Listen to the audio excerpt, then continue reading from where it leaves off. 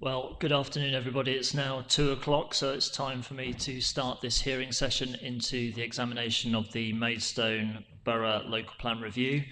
For those of you who haven't attended previous sessions, just to introduce myself, my name's David Spencer. I'm the Planning Inspector appointed by the Secretary of State to carry out the independent examination of the plan which the Council submitted in March of last year. These are now the stage 2 hearings where we're looking at individual site allocation proposals and a number of policies within the plan, and they follow on from stage 1 hearings that were held in autumn of last year. Hopefully everybody can hear me okay. Yep. And hopefully you can see me. Can I please ask that people ensure that mobile phones are switched off or on their silent settings, please. And you've probably already been advised, but just to remind you that these sessions are being recorded. So those who are unable to attend or wish to observe from home can do so. And that's something that the Planning Inspectorate encourages. Hopefully everybody is here this afternoon for matter 6 and the start of the discussion of the issue of housing sites or proposed housing sites on the edge of the Maidstone urban area. And this afternoon we're going to briefly look at the general approach and then specifically sites 265, which is land to the southwest of Maidstone, and 266, land at Ware Street in Bearsted. I'm hearing from people who are seated around the table, who've made representations on the plan and have exercised their right to be heard. So we'll only be hearing from those who are, as I say, around the table. I will guide what will be an informal but structured discussion based around my agenda that's previously been circulated and my published matters, issues and questions that were released at the beginning of February. I've read everybody's statements that have been provided in response to those questions, and also have in front of me your original representations on the plan that you'll have made back at the end of 2021. And I want to reassure people that what I have in front of me in writing carries equal weight to whatever evidence I hear in this room this afternoon. In terms of etiquette, there'll be no direct questioning or talking over other participants. I will try and bring people in to the discussion at the appropriate point, but if there is a particular sort of burning point or issue you want to make to me, the convention is to upend your nameplate, and that will signal to me you wish to come in, and I will seek to do that as soon as possible. Can I please ask that people use the microphones that are provided, that's so that people in the room can hear you, and more importantly that you're picked up on the recording. We may well have a mid-afternoon break this afternoon. When we do that, can people please ensure that their microphones are definitely switched off during that break, because the recording of the event will still be ongoing, and I don't want you to say something that may inadvertently be picked up and come back to haunt you. Okay, that's all I want to say by way of sort of brief procedural introduction. Can I just confirm again with the council whether we are due a fire test or fire alarm this afternoon, and if an alarm goes off, what we do? Thank you, sir. No, we're not expecting a fire alarm this afternoon, so if the fire alarm does sound, please exit this room, down the stairs, out of the foyer and onto the square, and await further instructions. Thank you. Thank you. Now, it would be helpful to me and certainly to anybody observing the recording if people can now just briefly introduce themselves, just tell me who you are and who you're representing, and if I could start with the council's team, please, first. Good afternoon, sir. Yes, it's Megan Thomas, King's Counsel, representing Maidstone Planning Authority, promoting the plan. Thank you, sir. Phil Coyne, Interim Director for the Local Plan Review at Maidstone. Mark Edgerton, Strategic Planning Manager at Maidstone. Good afternoon, Helen Smith, Principal Planning Officer for Maidstone Borough Council. Austin Mackey, Major Projects Team Leader. Janice Gooch, Conservation Officer. Richard Pestel, Director of Planning, Stantec for Maidstone Borough Council. Jason Lewis, Director of Transport Planning for Stantec on behalf of Maidstone Borough Council. Thank you. And then if we can start in my sort of my right hand corner, is it Miss Lewis? Eileen Lewis. I am a member of Valley Conservation Society. I represent the people of Tovel as a parish councillor.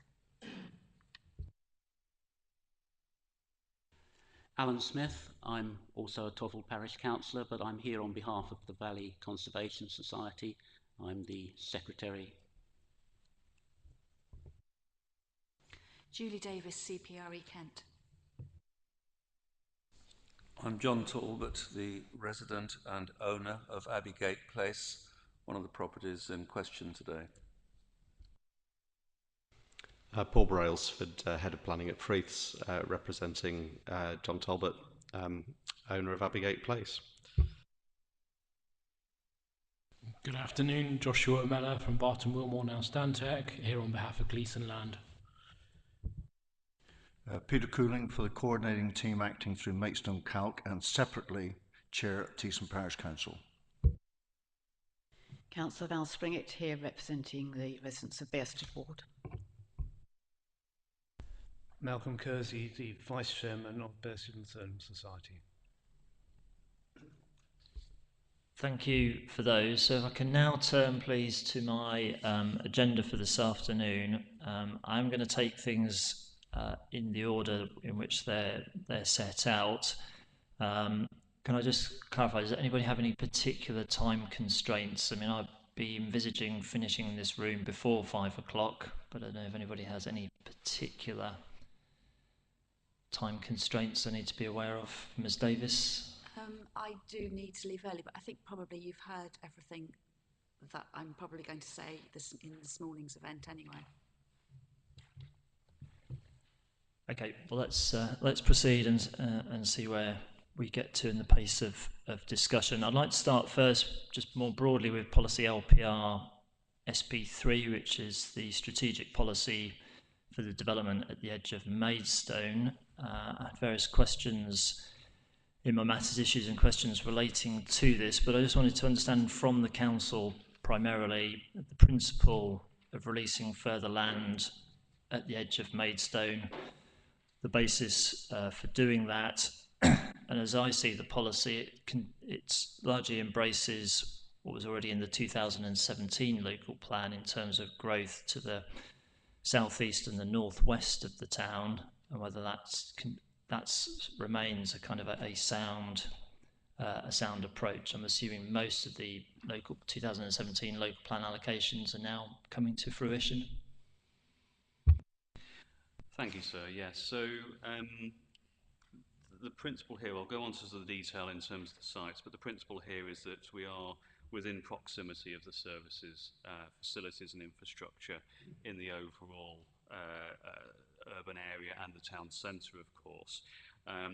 The ratings applied to the sites, of course, reflects that within the strategic land availability assessment and other studies such as the sustainability appraisal, and there's obviously an area of stronger viability as well. Accordingly, the proximity to all these facilities, service and infrastructure means that this area scores very well regarding our settlement hierarchy too. As you've noted, the principle of development in these areas has been established through the 2017 local plan. We are not seeking to go beyond, significantly the level of development in that regard overall for the Maidstone urban area. And what I would do, sir, is just refer to the fact that on page 52 of the Regulation 19 document, figure 3.1 illustrates the sites that the council is putting forward. That is really quite important, sir, because we're not proposing further development in northwest Maidstone. You made the point in your opening that a large number of these sites have already been built out. The sites in Maidstone Borough are largely built out now in northwest Maidstone. There is, however, significant development taking place on the Tunbridge and Malling side around Hermitage Lane and that western northwestern boundary, but we are not part of that at this stage. Our sites have largely been built out. So we're proposing the sites in the south of Maidstone. There's a few in the southeast of Maidstone, and of course there's Ware Street in the northeast of Maidstone as well. And whilst we have to acknowledge that we're in a bit of a transition with our local plan review, the intention is to ensure that we are building in locations which are sustainable, relatively sustainable for Maidstone Borough.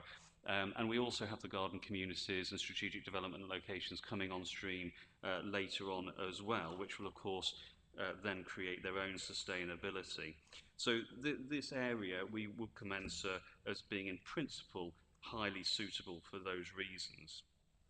The sites themselves are relatively modest in the overall scheme of things. As I say, not on the sort of scale that was proposed with the 2017 plan in terms of the overall units.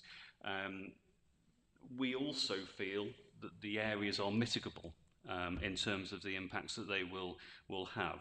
And that's a vital point. So because we are not blind to the fact that development doesn't come without cost. We are aware that, particularly from the point of view of infrastructure, including highway infrastructure, there will be a need for mitigation. And we will come on to this, of course, as well tomorrow, so when we talk more about South East Maidstone. But at this stage, we believe, in conjunction with the fact that we've got the assembled evidence base, we've been through various stages of public consultation on this document with the sites included. We've tried to adapt our approach and ensure that there are appropriate mitigations to the sites and that SP3 is therefore able to be found sound. Thank you.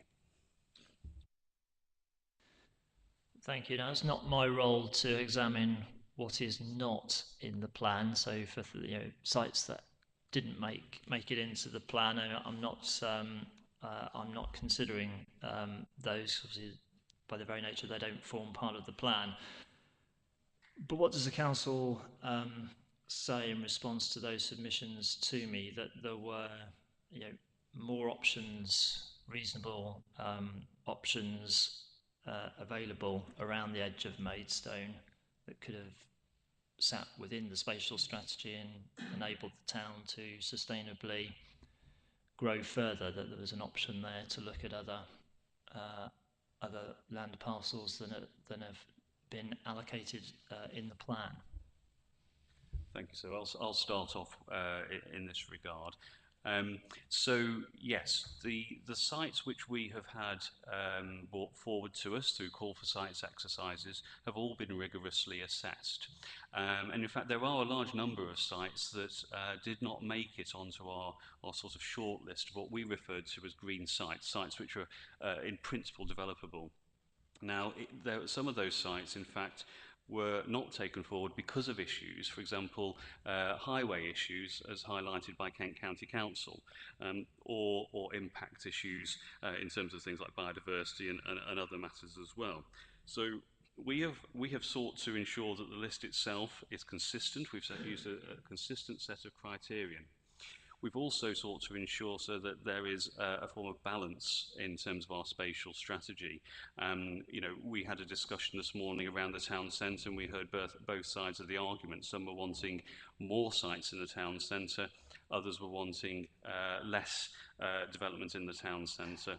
It is always a balance that needs to be struck, and I think, sir, we have sought an appropriate balance, bringing forward sites that can be mitigated, that have passed the criteria, subject to various consultations from various statutory bodies, for the garden communities start taking on more strain later in the plan period.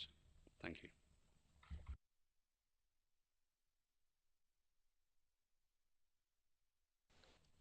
Thank you. Mr. Mellor, please, for Gleeson. Thank you.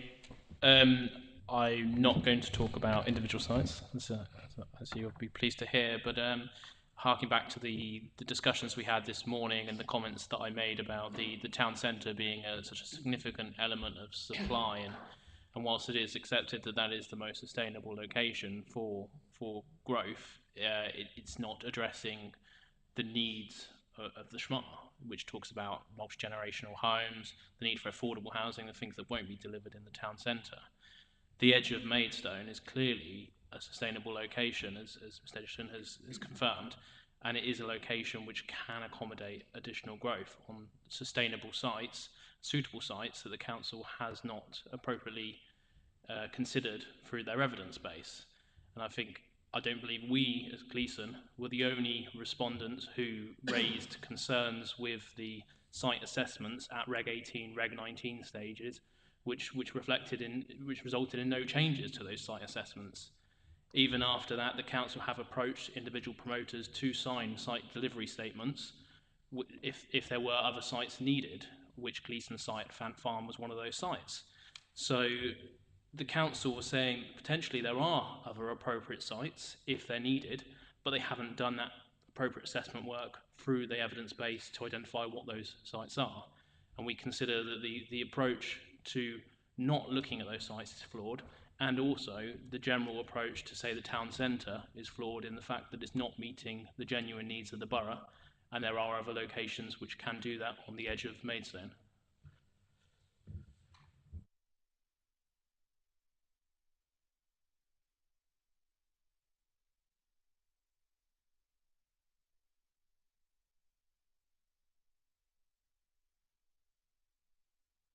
Thank you. Just so clear on your position, Mr. Mellor, is it your submission that through the SLAR process and other evidence base that sits with this plan, that better performing or more sustainable sites have been erroneously overlooked or omitted, or that there are comparably performing sites on the edge of Maidstone that present genuine choices? Yeah, I can't comment on all the comparability of our site, or Gleeson's site at Fant Farm, against other sites in the plan. I wouldn't say I've gone through that assessment, but what we have done through Reg 18 and Reg 19 stages is look at the comments in the SLAR on Fant Farm and respond to them directly through the submission of technical work. The council has not made any response to those through the later iterations of its evidence base. And I believe that there are sites such as Fant Farm which are suitable sites for development, which can deliver those multi-generational homes, affordable homes, which aren't getting delivered from the significant element of supply in the town centre. Thank you. Mr. Cooling next, please. Speaking for Teesson Parish Council, and Teesson, forgive me, is on the western side of our borough, immediately next to the border with Tunbridge and Malling. You may be aware that Tunbridge and Malling has not got a valid plan, and therefore just over the border from us there is a tremendous amount of activity complicating the Hermitage Lane situation. So I watched this morning's session remotely, obviously, and there may be pressure upon you to juggle sites in and out. But for Teesson Parish Council, I make the plea that for the northwestern side of our borough, full account is taken of the huge amount of building that has taken place over the past 5 years, the huge amount of building that Tunbridge and Malling is going to be forced to permit, and Hermitage Lane has huge traffic problems already. So our request, Mr. Inspector, is that if you are forced or you choose for whatever reason to juggle sites in and out, that you look unfavourably on any more sites in the northwestern part of our borough. We are at saturation and it's going to get worse. Thank you very much. And that was Teesson Parish Council. Thank you. Mr. Coyne, please. Thank you, sir. Mrs. Smith will talk about the process around the SLAR, but just to pick up, Mr. Mellor made the point about sort of prejudicing the situation in terms of cross-generational housing and sustainability. I don't think the council would agree with that, because whilst we we accept, of course, that there will be a tendency in and around the periphery of the town centre and the urban area for there to be sort of higher density accommodation. Actually, that's a really, really important part of the sort of churn of accommodation within, the sort of process that allows older people that might be the single occupants of 3 and 4 bed houses outside of the urban area to actually, as they get older, move nearer to transport links, local services, etc. So I think we wouldn't agree with that point, and we think that's a very important part of that supply chain and how it works. Just on the point of the SLAR, we were fortunate enough during the call for sites to have more sites than we needed submitted, and when they were assessed, we have, in effect, a surplus of green sites that were assessed, which gave us choice. A number of the sites, in terms of their sustainability and the sustainability appraisal, scored equally well. They are legitimate, reasonable alternatives. So we had that level of choice. And actually, that's just the SLAR and the sustainability appraisal are just two of the factors. We also have to look at the infrastructure constraints, the highways capacity, the education facilities, and make balanced choices, factoring all of the evidence base in. And further, there's also the cumulative impact of the level of growth that we directed to the urban area through the 2017 local plan. The local plan review is building on that 2017 plan, so we have to look at those cumulative growth impacts as well, not just looking at which sites we've allocated in the local plan review. Okay. Thank you for that. And moving on, in terms of it's a sort of an allied issue under LPR SP3, and it touches upon something we discussed this morning in terms of the realism of the kind of the capacity of allocated sites. I know this has been an issue for Kent Association of Local Councils and CPRE Kent in terms of whether the capacities of what's being put forward, and we'll come on to look at them in individual site level, has been sort of underestimated, so that when planning applications do ultimately come through the pipeline, sites end up delivering more, and that's, I think there's people are inferring to me that's been a sort of a historical trend in Maidstone, that allocations have ended up delivering more at the permission stage than was allocated. So is there a risk, as a sort of general methodology, that site capacities are being underestimated? I think just leading on that point, the SLAR has standardised assumptions that we've used on density and capacities coming out of that. We've also looked at each site. We've looked at the constraints on the site, for example, planning constraints, flooding, TPOs, and if deductions are needed because of those constraints, that is all considered within the SLAR assessments. So the capacities that we come out with at the end of the SLAR are standardised, and they are a baseline, a starting point, and largely they were what was in the Regulation 18B consultation.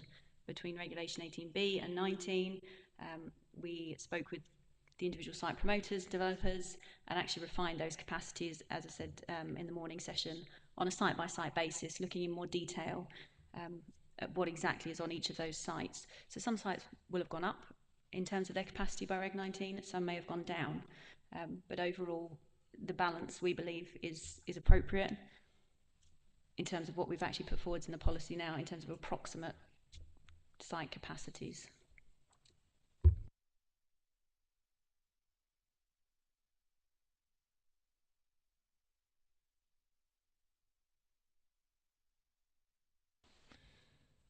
Thank you. Mr. Cooling, please.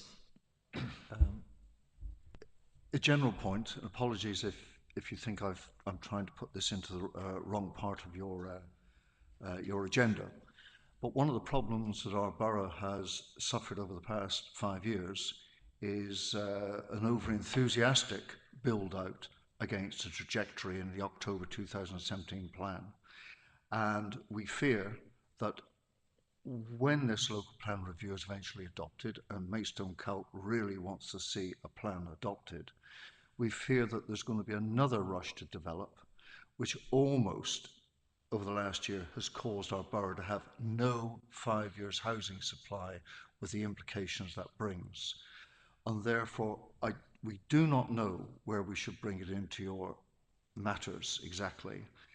But if it were at all possible, we would welcome the addition of policies, and we have drafted some imperfectly, which would actually give the borough and its officers more powers to, inverted commas, control the pace at which there is build out.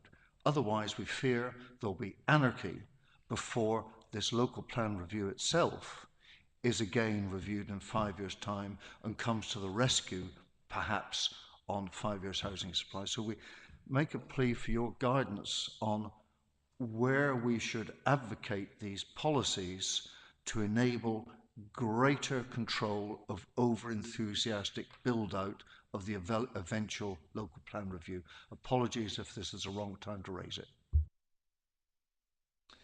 Thank you. No, that's fine. I mean, we will come back to overall housing delivery in the final week once I've heard the evidence on all the individual sites that are put forward in the plan. I think that's penciled in for the final week, macerate on housing land supply, and I've already indicated to the council in terms of housing delivery about a stepped trajectory, which is one mechanism in my view to help give control in terms of ensuring a deliverable supply, particularly in the early part of the plan period.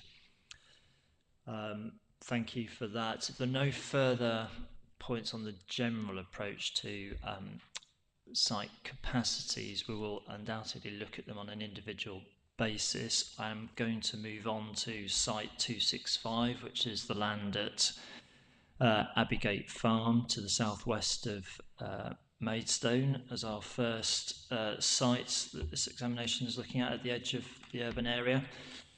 For the benefit of people around the table, I've been to the area, I've walked the footpath that takes you across almost through the middle of the site past the Abbeygate Place complex, and I've seen the local sort of highway network around the site.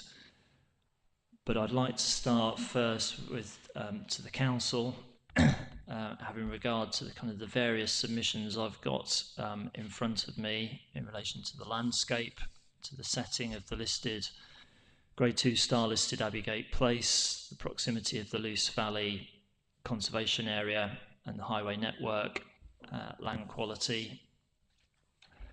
Is the proposed allocation justified? And coming back to what we were just discussing, is the capacity of approximately 250 dwellings reasonable for this site? So an opportunity for the council to explain how this site was selected and how the issues can be addressed.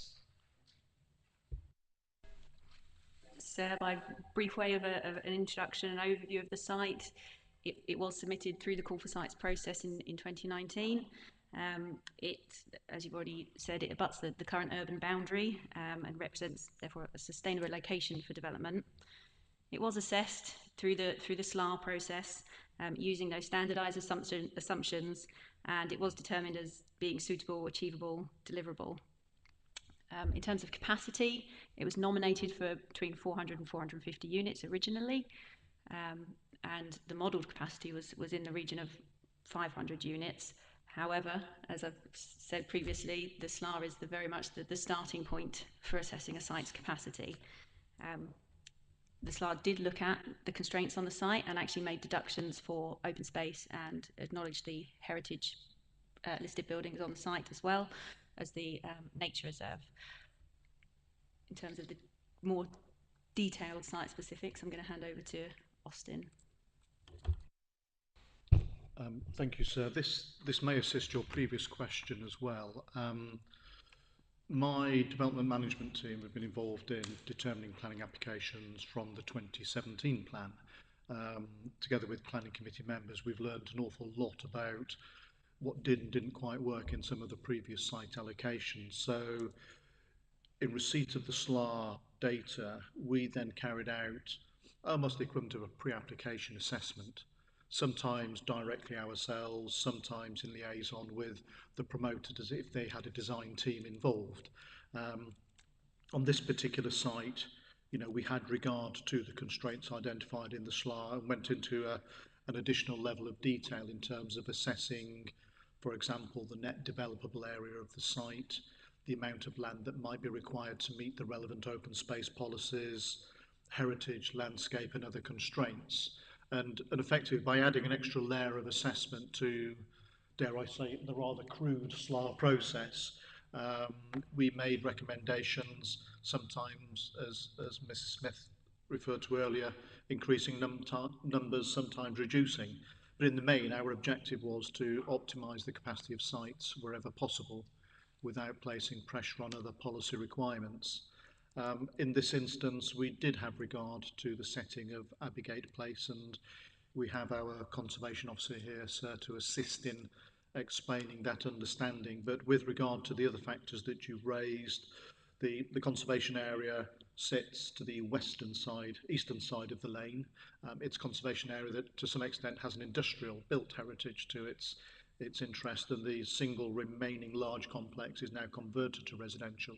So there's an emerging character in terms of the wider setting. It does form part of the north-western edge of the landscape of local value, and I know that's a question that you and third parties have raised. In the 2017 plan, we did release areas of local landscape value to allow for site allocations to take place, and indeed we had site allocations immediately adjacent to heritage assets, including a Grade 1 listed church. We took into account the potential impact upon the landscape area as a whole, and this location, for example, is one that sits on the very fringe of it. It doesn't fundamentally change the setting or scale of the area of local landscape. I think we're talking about a 0.8% change in the area of that designation. But this site allocation in particular comes with a significant amount of open space land, even within the control of the applicant, because obviously part of the wider area is council-owned land and is already a nature reserve. But even with the land in the promoter's ownership, it was considered that there was significant land available to allow for visual buffers to mitigate both landscape and heritage impact. So by going through that more detailed assessment, we felt comfortable in coming to a capacity of at least 250 units, potentially more, subject to the detailed design approach and the mitigation that's agreed at the development management stage. So in that context, we have looked at the site in a much finer grain, and in this particular example, we're comfortable that 250 is a reasonable starting point. Sir, if you'd like to hear any specific comments on heritage, my colleagues here, but it may be better to respond to what the third parties may have to say. Indeed, I'm going to bring in other people very shortly, but I don't know if the council can just assist in terms of understanding my understanding the site context. So what's happening between the site allocation and is it Farley Hill, in terms of there's obviously an area of land that's not allocated, that's already, has that got planning permission on the, is it part of the former landfill site? That is correct, sir. There is a site with permission to the due north of the site, northwest if you're looking from Farley Hill. That has consent, and I believe the ownership has just transferred to Legal and General Affordable Homes. So in response to some of this morning's comments, there will be significant affordable housing of a family typology outside or within the boundary of the urban area. That site is going through the process of reserve matters and Section 73 modifications and preparation for delivery. There is a further slither of land that sits to the east of that site. If it helps, we could supply a map identifying these ownerships that has an expired planning application. They are currently in for pre-app. So effectively this site to some extent serves as an extension of that existing development immediately to the north. And it's expected that things like pedestrian and cycle permeability through the sites would be achieved, so that residents of this site allocation are not dependent upon immediately accessing the road network if they're on foot or bicycle.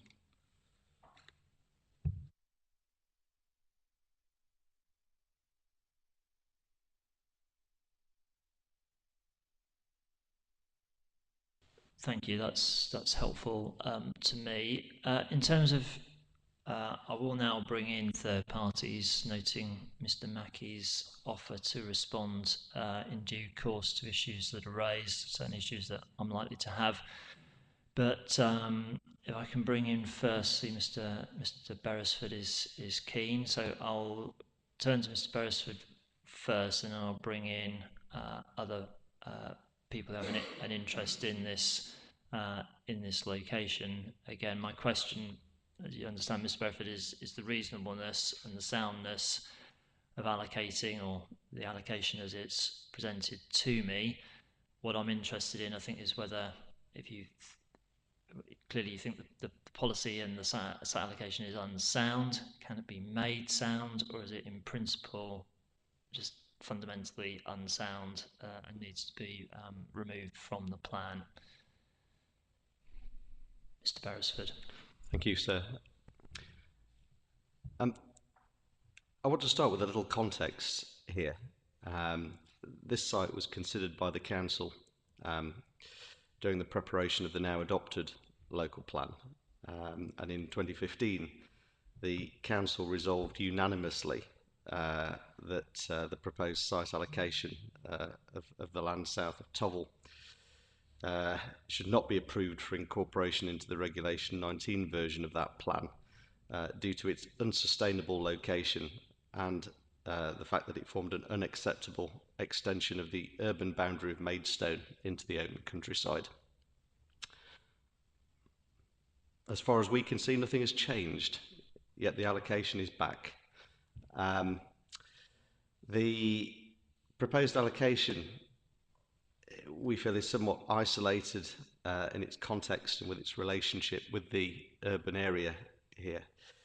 The Walnut Tree Meadow Nature Reserve forms a significant area of land to the west, which is proposed for inclusion in the allocation.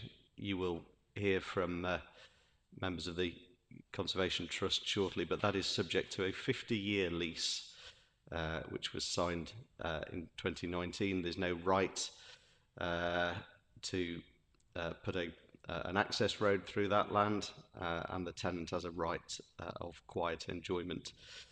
There's conservation area to the east. Again, the Conservation Trust will touch on that, and significant heritage assets of significant value to the south.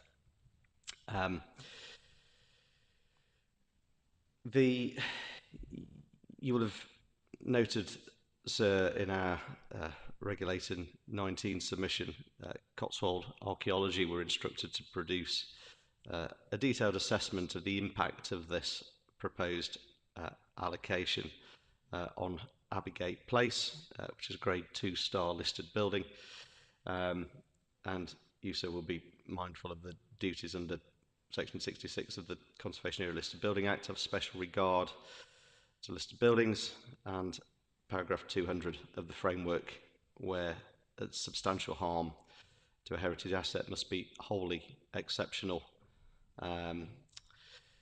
Cotswold Archaeology have produced the only detailed assessment of setting and impact of this allocation on Abbeygate Place.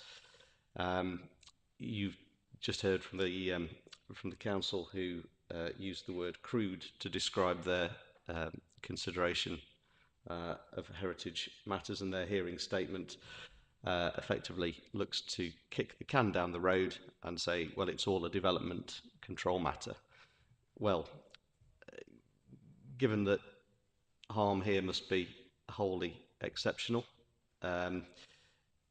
it's just not appropriate to kick the can down the road, sir.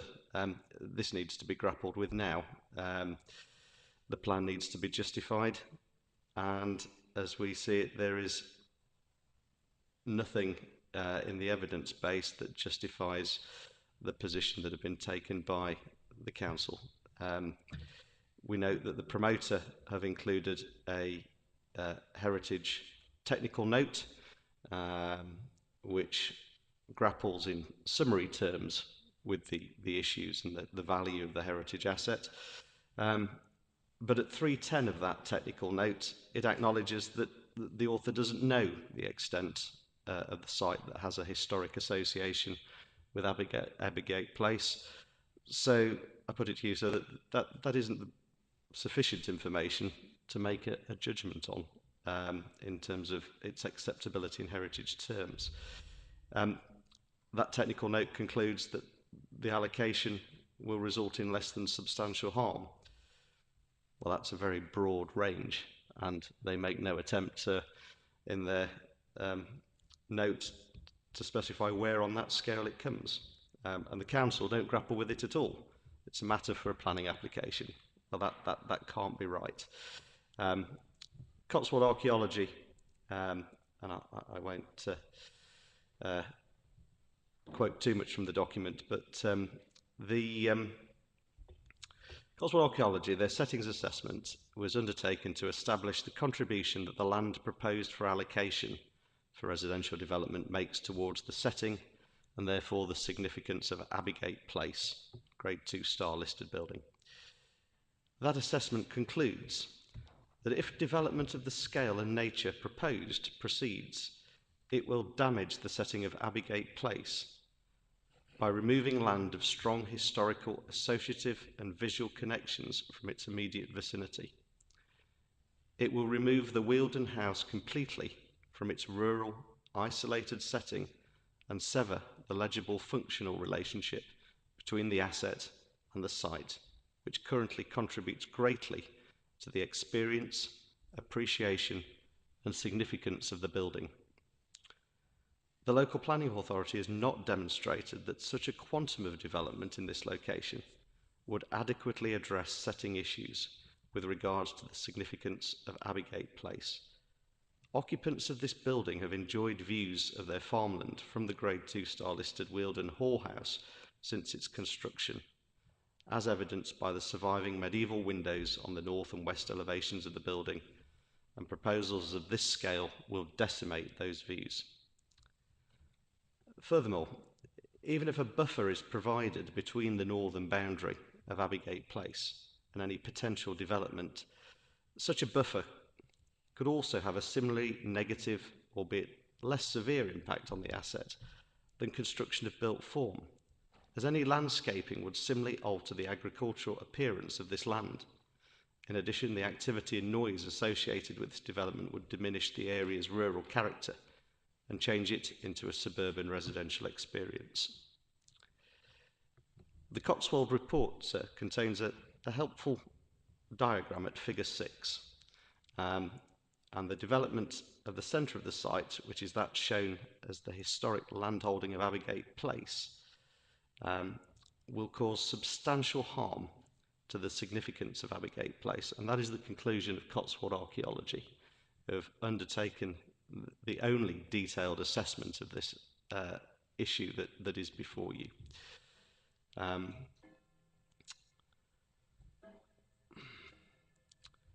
So,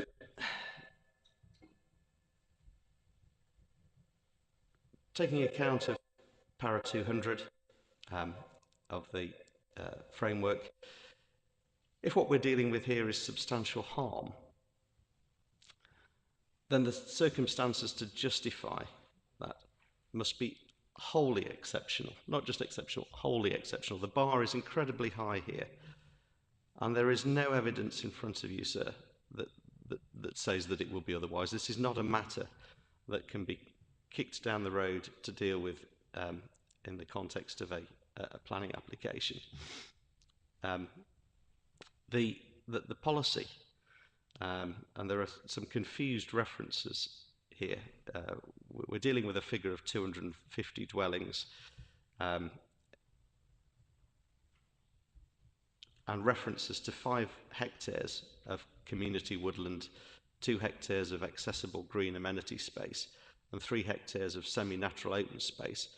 But it's simply not clear from the policy or the proposals map where this considerable amount of land that isn't to be developed is going to be located.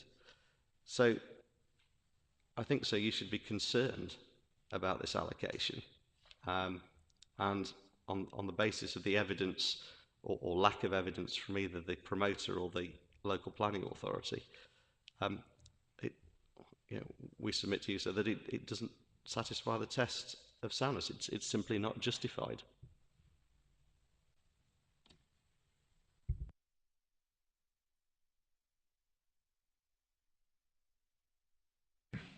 Thank you.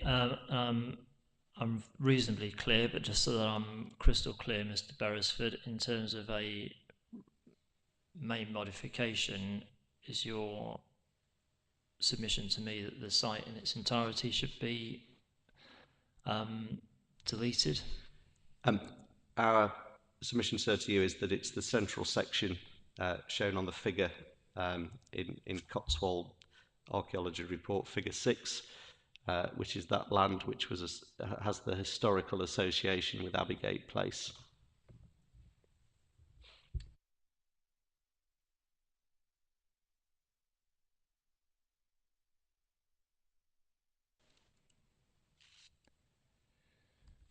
Thank you.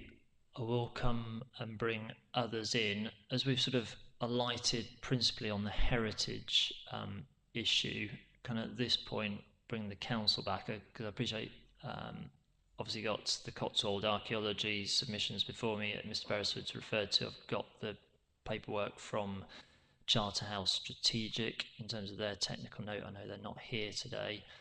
But from the council's perspective, this particular issue about the setting of a grade 2 star listed building and the acceptability in principle of the allocation and the submissions I have before me that it would result in substantial harm to understand.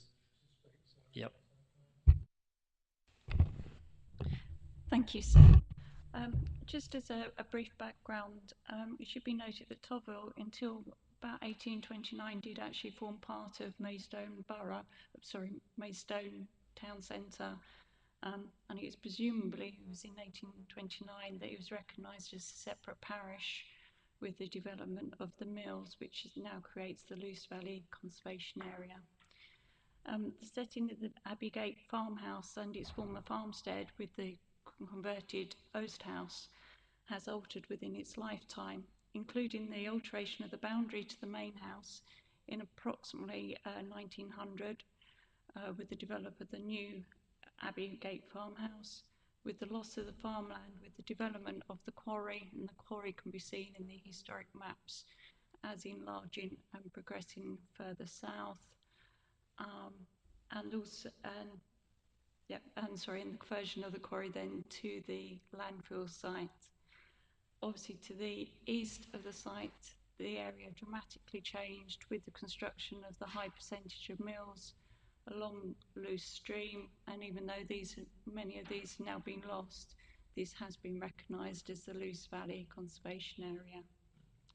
Within the farmstead itself, the farm buildings have been converted, and part of the agricultural land has been converted to garden land with the creation of the tennis courts and the associated outbuildings. As a council, we do recognise that the proposed development will cause substantial harm, but we've clarified this as less than substantial because of the number of changes, both historically and within the past 50 years, within the immediate setting and the wider setting of the site.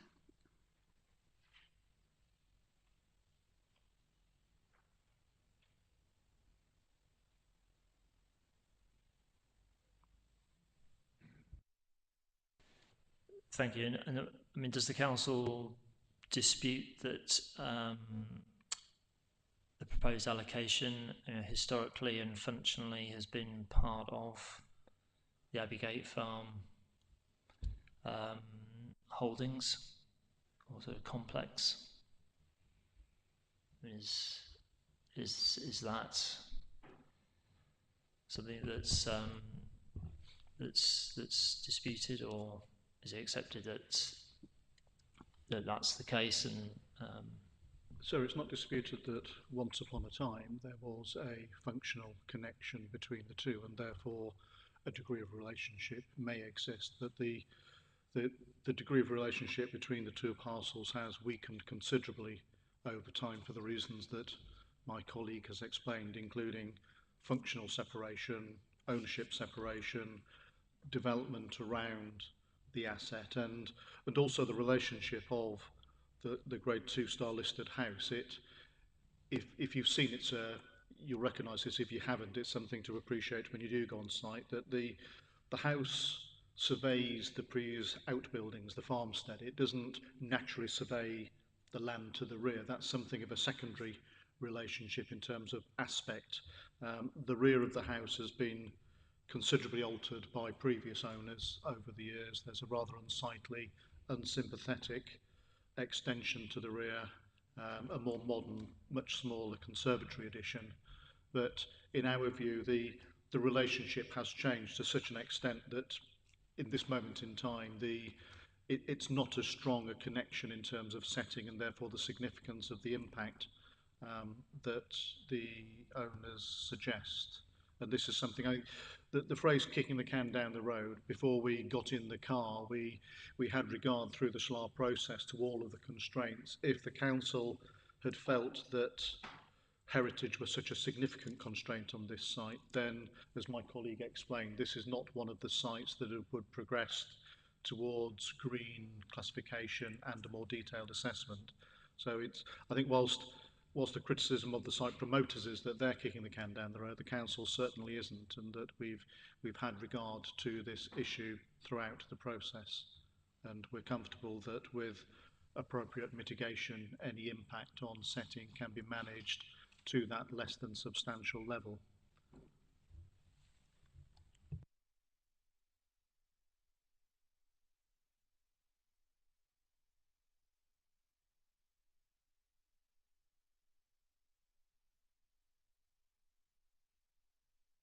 thank you. And just going to council confirm, is it through the SLAR process where you determine that the harm is less than substantial? Is that my principal source of evidence? In a way, sir, I suppose the first draft of the SLAR process, and my colleague can interject if necessary, identifies the constraints and characteristics of a site location. So, for example, it will flag up that a site may have an immediate relationship with a listed building conservation area or undesignated asset. At that stage, we would then look at whether, a green or red coding is appropriate for the site by going into further detail, which is when we liaise with colleagues within the council or KCC Minerals or Highways, for example. So each statutory consultee and internal party has input at that stage. So at the beginning of the SLAR process, it's very much an organic document. It isn't produced as a slice in time by a colleague and we have to then defend it. It evolves until a point when it's published, and during that process we looked at things such as heritage in more detail internally. As Mr. Beresford alluded to, less than substantial harm is often seen in the context of a kind of a scale, and depending where you sit somewhere on that spectrum. And as the council determined in terms of less than substantial harm, potentially where the impact of the allocation could sit? It's going to be dependent on the scale of the properties, the layout of the properties, and also looking at any buffering zones, protection zones for the site. And it's very hard from a heritage perspective to give a formal stuck answer, but there is options to reduce that to the low end of the scale.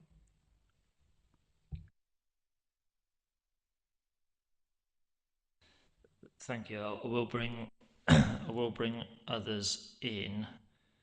But in terms of, were I to reach a conclusion of, say, less than substantial harm, and I wanted to kind of then think about kind of the effectiveness of mitigation, is that encapsulated within the policy? Is it quite clear what's intended by way of mitigation at this stage.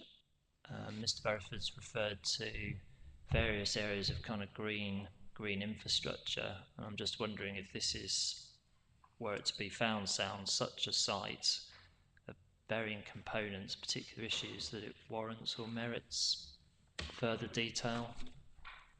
I'll provide further. I'll pass over to colleagues to provide further detail, sir. But I think this touches on a very important point. What we're not doing here is seeking to allocate this site without any constraint at all. In fact, the policy is designed to ensure that there is sufficient mitigation, including for heritage issues. Design and layout and landscape and ecology provide the key areas here. So the first two main areas of criterion within the policy themselves. Note that design and layout does include preserving and enhancing the setting of adjacent building heritage assets and the Lewes conservation area. And we are also looking at the setting being considered as the Lewes Valley LLV, the landscape of local value, within that site layout as well. But if there's other detailed matters, I'll leave that to colleagues.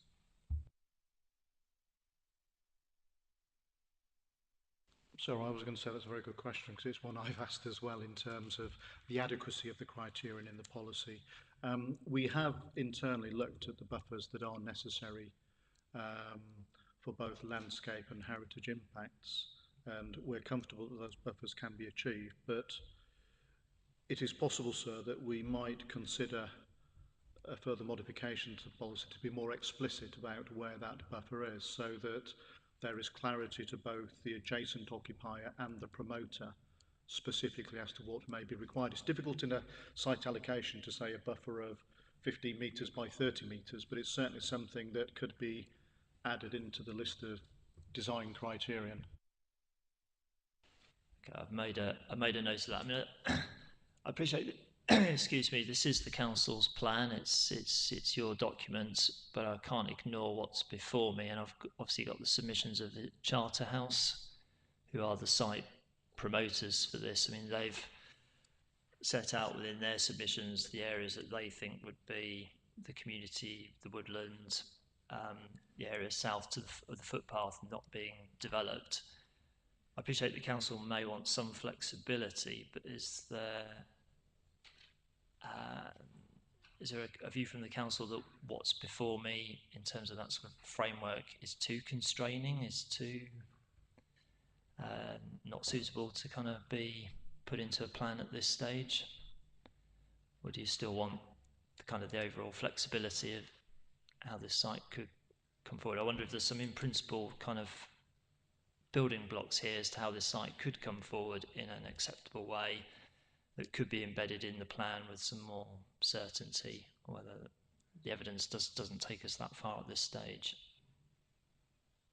It's always difficult, sir, because sometimes you want to be clear in a policy as to exactly what you want, but you also want to allow flexibility and to let the design team come forward with a solution that's informed by the appropriate studies.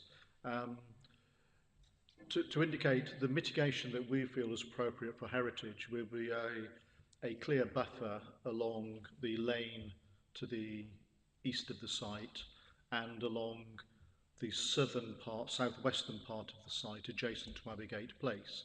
So it would be possible to include further clarity in terms of modifications to the policy as to what is required for open space buffer and whether that can function as, for example, accessible open space, or whether it is more of a natural or semi-natural buffer. Obviously, where an applicant promotes a specific quantum of open space as part of their proposal, for example, a site we'll discuss tomorrow, we've included that if we think it's appropriate. As part of that finer level of testing that I referred to earlier, we did look at whether a proposal would comply with, I call it the old policy SB17, the new INF3, I think it is, or whatever.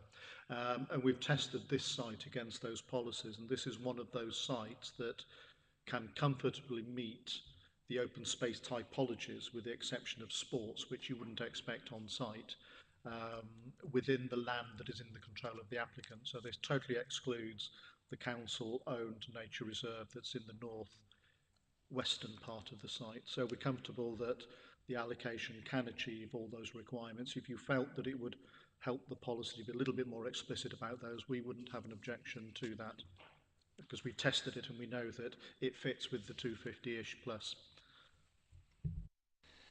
Thank you. We'll give Mr. Beresford the opportunity to respond to some of what I've heard in terms of this.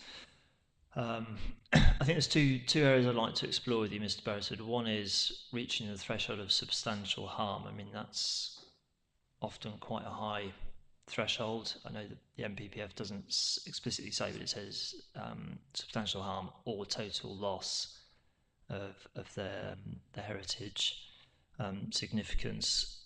In terms of anything further you wish to say or persuade me on reaching that kind of substantial threshold. And then secondly, were I to find myself in the realms of, well, this is less than substantial harm, anything further you wish to say in relation to what I'm hearing and what I've got in front of me in terms of various representations about the capacity to mitigate that harm through buffering and other mechanisms? Thank you, sir. There's something a little bit unsatisfactory about the council's response to this, having looked at their hearing statement. It appears that they're grappling with harm on the hoof in this room because there isn't a detailed assessment of setting that's been prepared as part of the evidence base. It's very much lacking. I think, and apologies if I've misnoted this, but I think the Conservation Officer said it could be substantial harm, but they felt that it could be mitigated to less than substantial harm. And when questioned by you, sir, I think the comment was made that it was at the lower end of less than substantial harm. Well, I'm not sure where else that appears other than in oral presentation today, because there is no other that, you know, I think the Conservation Officer's comment to you was that actually the landscape has changed, that the buildings have taken on a residential use. Very much on the hoof comments. All of those facts were known by Cotswold Archaeology. So when they undertook their very comprehensive and very detailed assessment of the site and its relationship with land that had historically been in the same ownership, all of that had been given detailed consideration before Cotswold arrived at the conclusion of substantial harm. And I don't believe the council had opined on the level of harm up until this point, having said in their hearing statement that, well, we'll consider this during the life of a planning application. Well, this is a grade 2 star listed building. We're looking at, if the harm is substantial, the circumstances have to be wholly exceptional. I reiterate the point, it cannot be left to a planning application to deal with this. It strikes to the heart of the allocation. Cotswold have been very clear on identifying the land which is integral to the setting of the asset and the appreciation of it. I think the comment was made to you, sir, that there were no views really now to the north. It was to the buildings. Well, there are views to the north and northwest from upstairs. Evidence of previous windows at ground, and those views are not obscured by the more modern additions which were taken account of in Cotswold's assessment before arriving at the conclusion of substantial harm.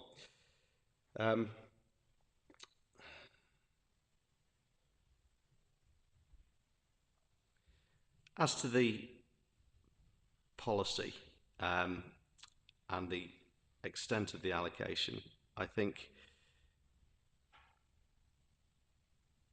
the discussion around landscaping, whether it's community woodland or semi-natural green space or whatever category you put it in, I think the conclusions arrived at by Cotswold Archaeology are pretty clear on this, so that actually that is a suburban character of buffer zone, which is almost equally as harmful.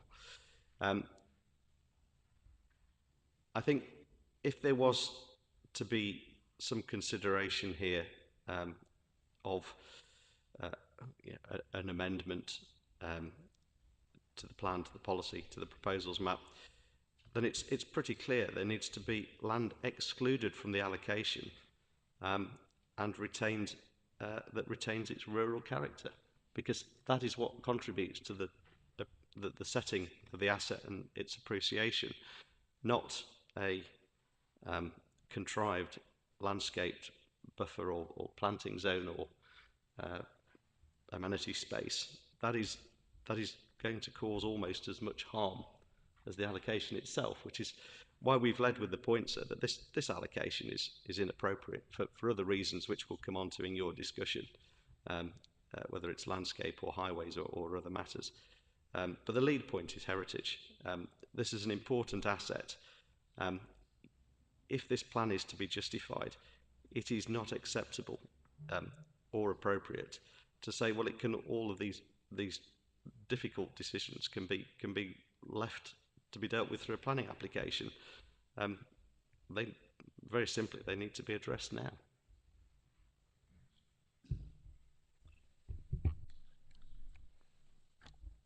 Thank you for that. We will come on to other issues.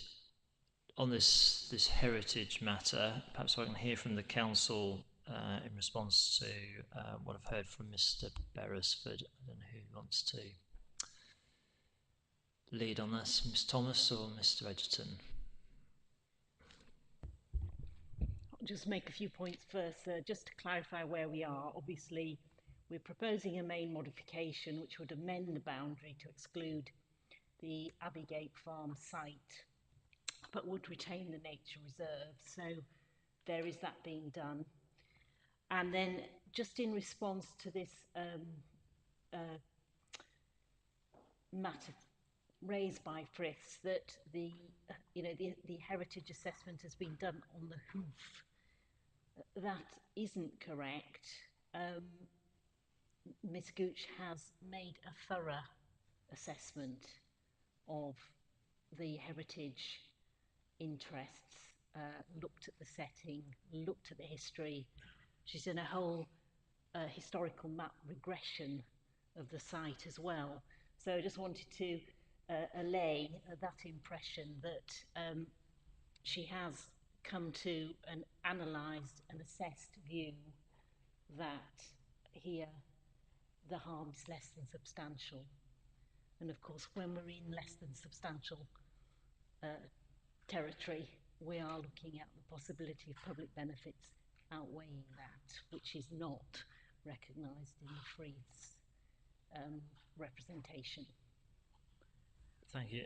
So just for my benefit, Ms. Thomas, where will I turn up Ms. Gooch's heritage assessment? It's not she's done it for our benefit, but I'm saying, it wasn't done on the hoof as such, from what she said today. If you would like it, sir, can put it in evidence. But I wanted to just make that clear. Okay. Well, it was one of my questions for this session, so I don't know why it wasn't perhaps made available, perhaps appended to the council statement so that everybody in advance of today could have seen it. Mr. Beresford could have come here today having had regard to that. But I note the submissions, Ms. Thomas. Mr. Edgerton, please. Thank you very much, sir. Yes, I think Ms. Gooch's comments align, sir, with the representations made by the promoter for this site, David Hick and Associates. I would refer you, sir, to their representation to the Matter 6 statement, paragraph 5.2 in particular. That makes reference to the less than substantial harm that this proposed development will cause. They are the promoters, so it's in their interest to bring forward the scheme, and they will ensure that that is in fact the case. I think the other point that I would note, which aligns to a point you've made earlier, sir, is that the council is not wedded to the exact wording of the policy that has been proposed here for LPR SA 265, and we are prepared to be flexible to ensure that the harm is less than substantial by ensuring that appropriate buffers are put in place and appropriate wording is placed within the criterion of the policy. Thank you.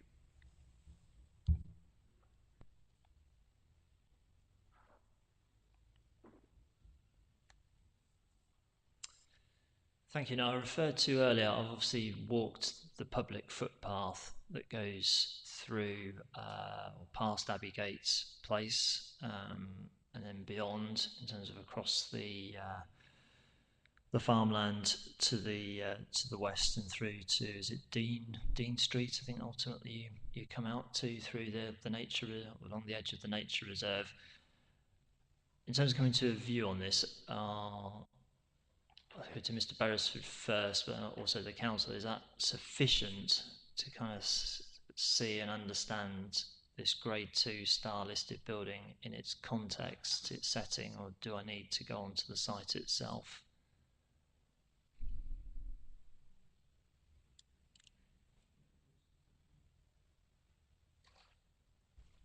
I think so. We would urge you to visit the site. Do that, or need to be accompanied. I don't know if somebody from the council could accompany me to do that. We'll make I won't make arrangements now here in terms of date and time. We'll do that through the programme officer, and that will enable me to just get a complete picture or understanding. But just let Mr. Beresford and Mr. Talbot know I will need to be accompanied by an officer from the council. So it won't be me alone. I'll need to ensure sort of fairness, I need to be accompanied by everybody, somebody from the council as well. But we'll make arrangements for that. Are there anything further in terms of the setting of the listed building before we move on to other issues, Mr. Coyne? So would it be acceptable to you if we were to invite the site promoters to that visit as well? Would that enable me access onto adjoining land? I believe it probably would. That probably would be helpful. Yeah. So Mr. Beresford, please. Sorry, it was just a short point in relation to a point that Mr. Egerton made about the council's views aligning with on heritage those of the Stantec note. So just draw your attention to para 310 of the Stantec note, which acknowledges that they simply didn't know what extent of the site had a historic association with Abbeygate Place.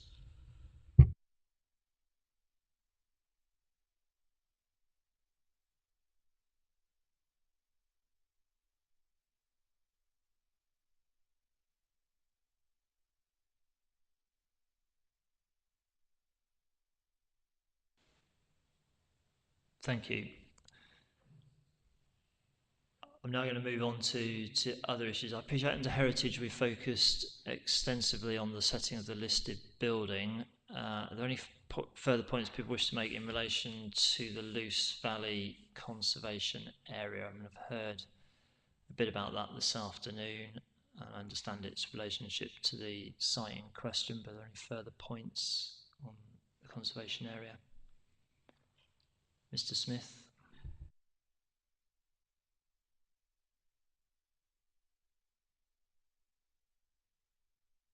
You may, is your microphone? Sorry, yep. It's not clear in the allocation the use of the land to the south, to the east of Stockett Lane, and that is right adjacent to the Lewes Valley Conservation Area. I understand from the master plan submitted by the promoters several years ago that that is the area designated, as it were, for the community woodland, but that is not mentioned within the policy.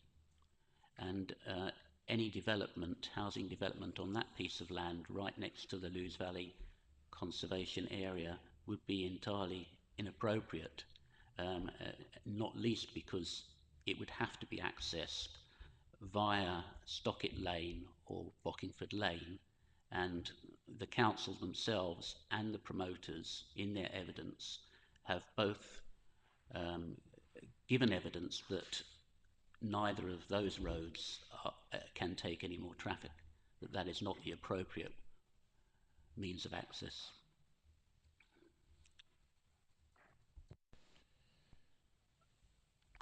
Thank you. I mean, this comes back to the point I was raising earlier as to whether there was the evidence to kind of put some more specificity in this policy. I mean, it identifies site areas, but whether, as I say, there's sufficient evidence now to kind of give some further assurance to anybody ultimately who comes forward seeking planning consent, but also for communities in the area as to kind of how this site could come forward rather than just sort of a broad brush red line around a large area when there are potentially distinct parcels within it that could be identified at this stage on the evidence that already exists.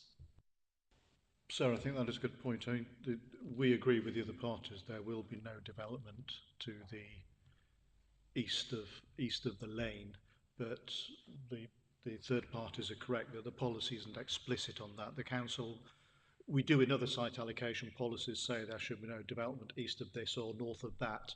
It's certainly something that could be provided in this modification to be far clearer as to what is and where the net developable area is or shouldn't be. We'd be very comfortable with that suggestion. Mr. Beresford did suggest taking land out of the site allocation for avoidance of doubt. Our preference would be to leave it in so we have control over the buffer rather than just this bit of no man's land between site and neighbours. But again, it may be that there's further clarity in the policy to be more explicit about the scope and nature of that buffer.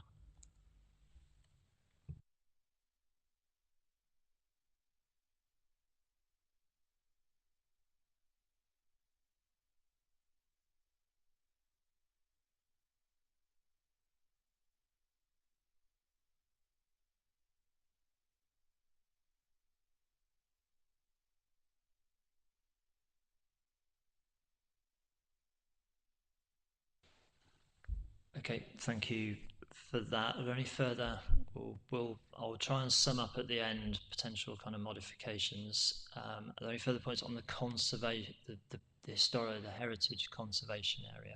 No. In which case I'll come across right to the other side of the site and the nature reserve and the proposed form of access, taking the access from, is it Dean Street? I want to understand from the council in the first instance and then from others the feasibility of doing this, and in particular those submissions before me that have already referred to the various arrangements regarding the nature reserve site, but I'm also presented with submissions that, given its former landfill use, access cannot be physically achieved over that land, and that's part of the statements before me. So, is that Mr. Mackey?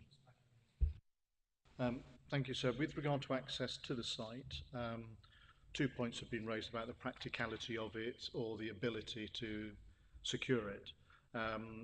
We've engaged with our property and legal team because obviously we are a party to the lease with the landowners in effect. The lease prevents the lessee from assigning rights to other parties, but the scope of the agreement doesn't necessarily prevent the council from doing so, but it would only do so in agreement with the lessee as part of any agreement, for example, a land swap or whatever. We've also had advice about the practicality of creating a roadway across a capped former landfill site, and we've been given comfort that that is feasible from a technical point of view in terms of removal of any ground and recapping to accommodate the roadway, the services etc.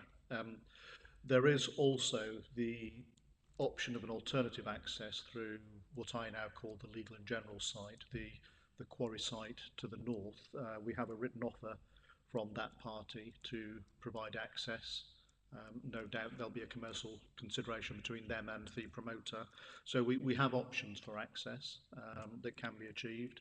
We wouldn't want to be forced into accepting access through the adjacent site until we've seen a capacity assessment to show that a single junction for the two could accommodate the two comfortably. It's highly likely it can. There is an approval, there's planning permission granted for a roundabout that sits conveniently at the junction of the two ownerships. And I've no doubt there's capacity on that, and KCC haven't raised an issue on capacity. I think it was their preference. But whether we go to that roundabout over our land or cut through a bit of our land and then the adjoining landowner, I think will be a matter for future agreement between the parties. But there are several options available without going near the country lane. Mr. Smith, please. Thank you.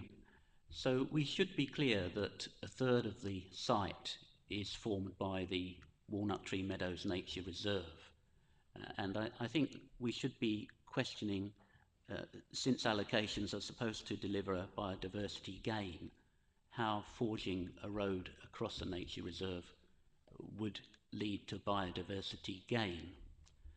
Now, I'm interested to hear from the council that they've assessed whether it's possible to put a road across this site, because when the Howe Park Nature Reserve took over this land, we were told that no planting of trees or anything in the central part of that land was permissible because of the damage of the potential damage to the cap. And the inspector will be aware that this site is still producing methane gas, which has to be burnt off on a regular basis. So we haven't seen any evidence in the council's submissions that this road is feasible. We've just heard that there, but I haven't seen any evidence to that point.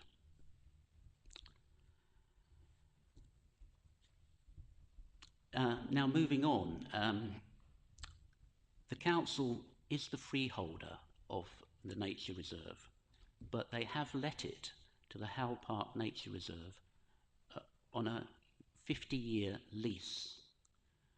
And the council is quite right that that lease does not permit the trust to carry out any development work on the land, but neither has the terms of the lease retained for the council any right to, for example, forge a road across the nature reserve or carry out any other development.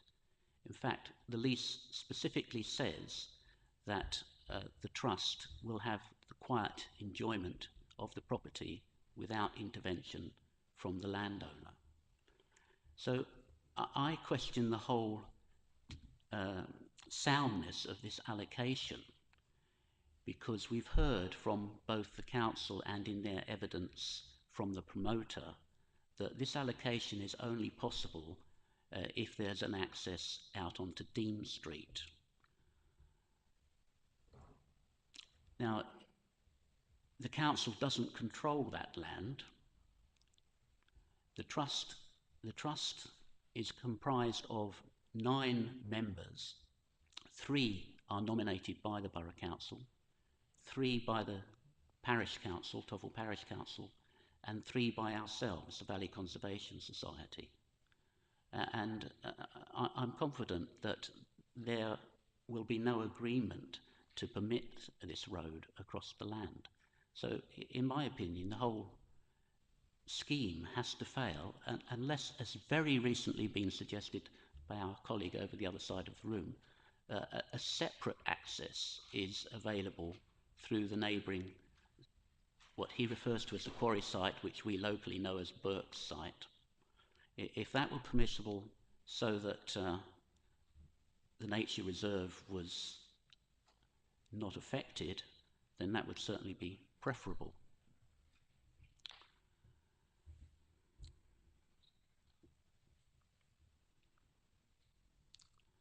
But I must stress that no other access from Stockett Lane would be acceptable. So it has to be out onto Dean Street.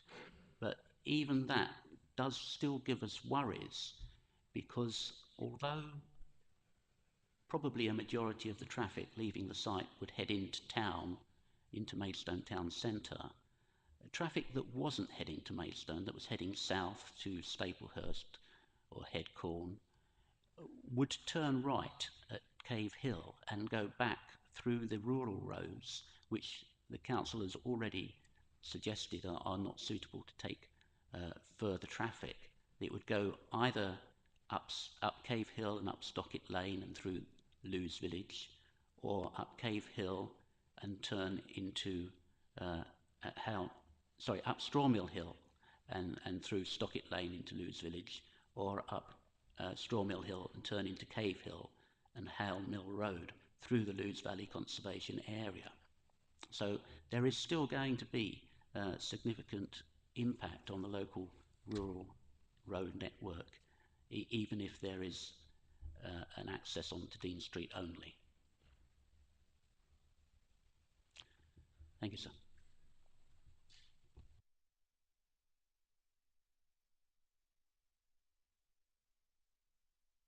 Thank you. Ms. Lewis next, and then I'll come back to the council. Thank you. I'd like to second what Mr. Smith has just said.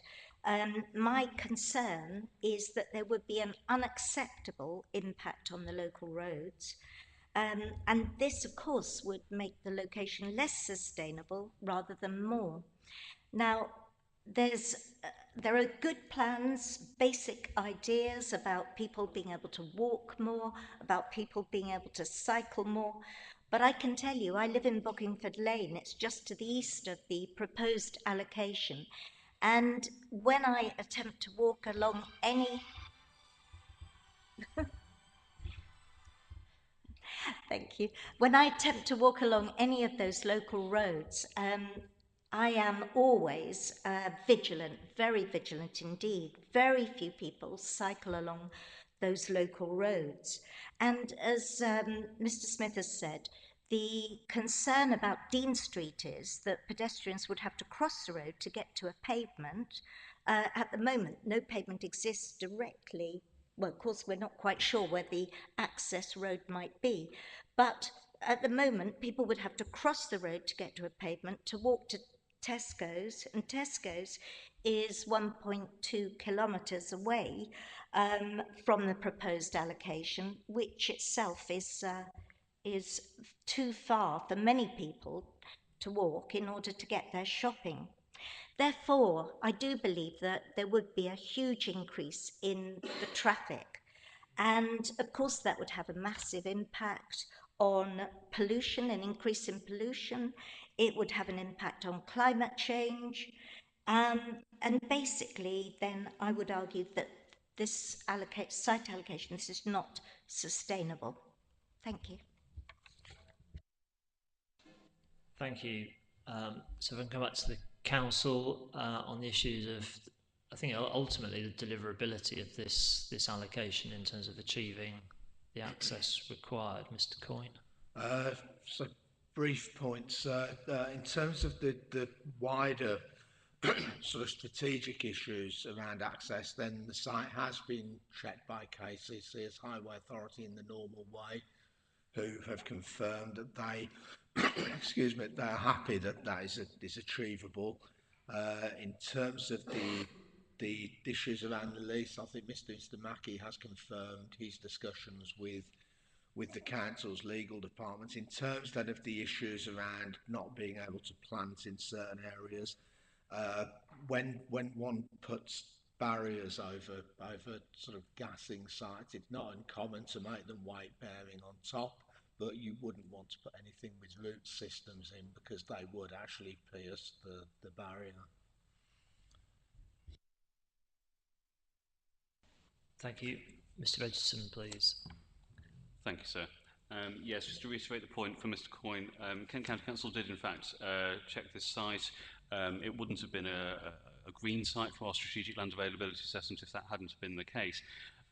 Their comments are available, and they note that there is suitable access which will need to be provided there and should be all achievable within the site. They also refer to public transport, particularly bus stops not being within 400 metres. However, there being wider public transport access. And what we have done as a result of that, and per discussions with Kent County Council, is provide a series of criteria within the policy to ensure that access is via Dean Street. And that also includes enhancement of public transport services to bring a bus service into the site and with increased regularity. So we feel so that we have consulted the Highway Authority as to the appropriate junctures and we've incorporated their requirements. Thank you.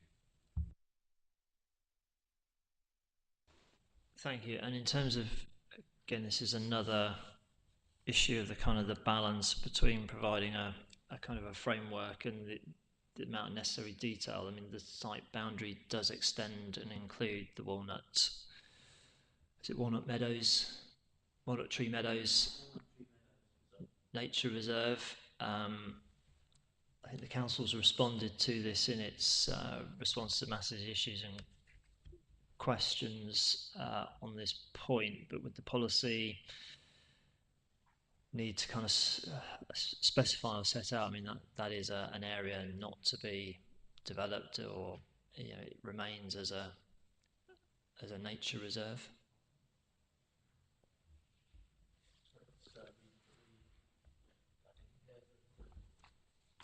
I just wonder whether there's, similar to the issue about land east of Stockett Lane, whether there's, given the nature of this site, its former landfill use, its restoration to now being a nature reserve, whilst the council's has included it within sort of, I'll call it the red line of the allocation, it serves a particular function and role. I don't think anybody's suggesting that it's going to see housing development on there, but whether it would benefit the policy to have a bit more detail to say, that is to be retained as a nature reserve.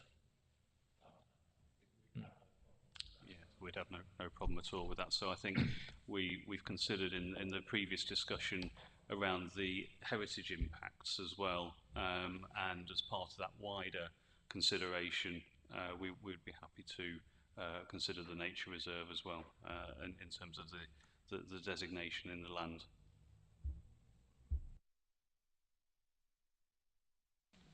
Thank you. Mr. Smith.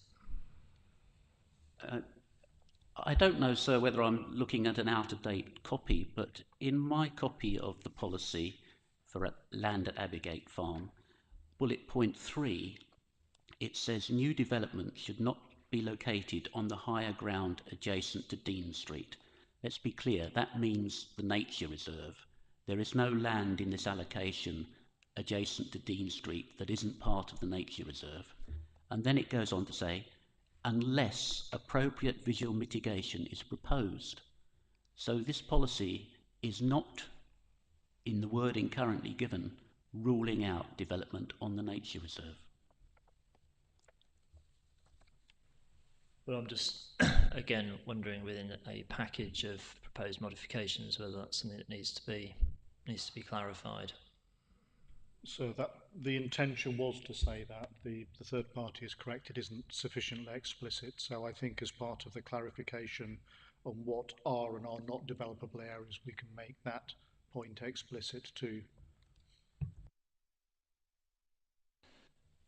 Thank you. Before I move off site 265 and move on to site 266, are there any further points people wish to make more generally about kind of landscape character, etc. in this location? As I say, I've been to the site and the area, I've seen the wider site context. I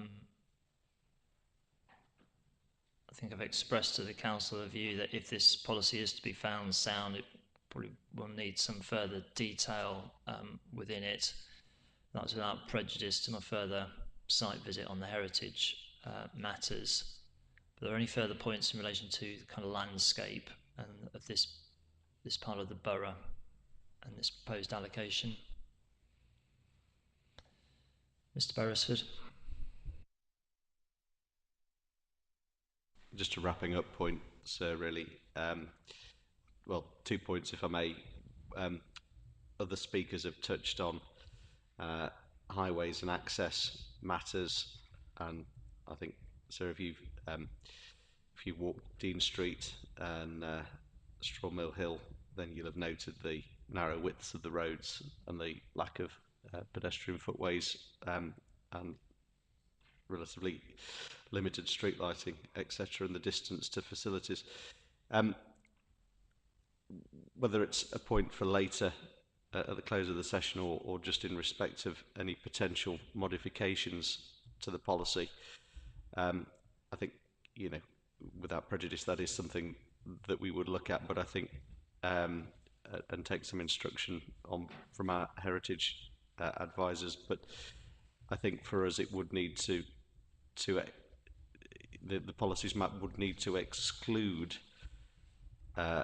land to protect the setting of Abbeygate Place, because the conclusions of the assessment of setting and harm are very clear, that it is the rural rolling landscape that contributes to the setting of Abbeygate Place. So it seems to me to be unacceptable to have the land retained within the policy area and allocated for open space or planting or structural planting, whatever you want to call it. This needs to be settled now in line with the findings of the heritage assessment. Land would need to be excluded, and that's on the basis that obviously our submissions say that the whole central area should be excluded and the allocation removed. But if, sir, that you were to find a lower level of harm, then the mitigation required for that would still be some significant amount of breathing space around the property, which is best achieved through simply excluding it from an allocation. Thank you.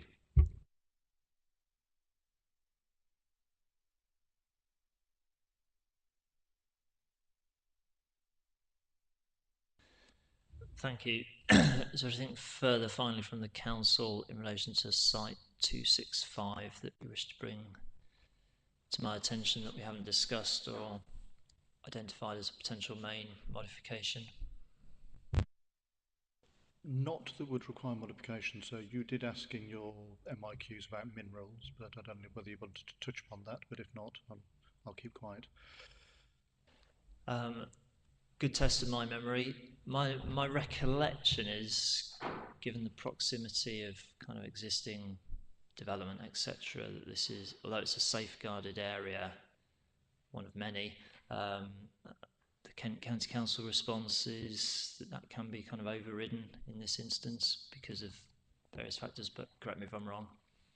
They raised no objection at this last stage to the selection of this site on mineral safeguardings. That's correct. And as we explained in the MIQs, there are various tests in the minerals and waste local plan regarding proximity to residential, which is the permitted development to the north. Obviously, there's ground.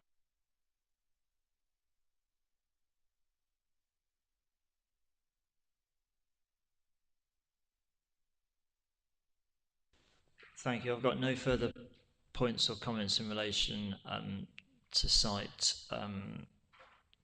265. As I say, I will want to do this site visit, and arrangements will be made for that as soon as we practicably can. I think it would be beneficial if I can get onto adjoining land with the benefit of visit Charterhouse to see the full context. For the benefit of the parties, when I go on site, it will literally be to look at things on the ground. Features and things can be pointed out to me, but I don't want to hear new evidence or things that haven't been said already within this room. It's for me to understand the relationship of Abbeygate Place, particularly to the land to the north. As I say, I'll make arrangements for that through the programme officer and the council.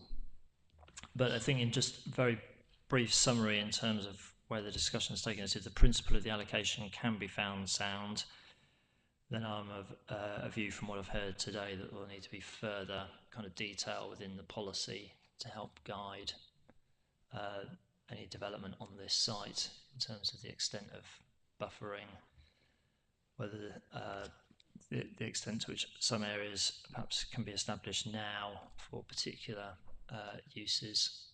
I mean, I'm mindful as a general kind of context.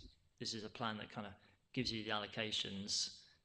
There's kind of no supporting text or kind of reason justification. I'm not saying that's necessarily unsound, but I mean, it does put a lot onto the policy to kind of to do everything. So if that's the approach, then probably for this site, given the various kind of issues I've heard this afternoon and read about, it probably will need a bit more content to kind of help and shape any future development proposals if it's found sound. Mr. Smith. Sir, would it be acceptable for a representative of the society to come with you just as an observer as well? The issue I'm on site for is going to be exclusively heritage related. I've got quite a few people coming. I think I appreciate the offer, but I'm probably in a polite way saying no thank you. But I think need to kind of keep things manageable. Okay, we're coming up to, I know the clock here, I don't think it's entirely accurate, but I'd like to take a mid-afternoon adjournment. Can I just check with the council? Is there still tea and coffee and water and things in the foyer area?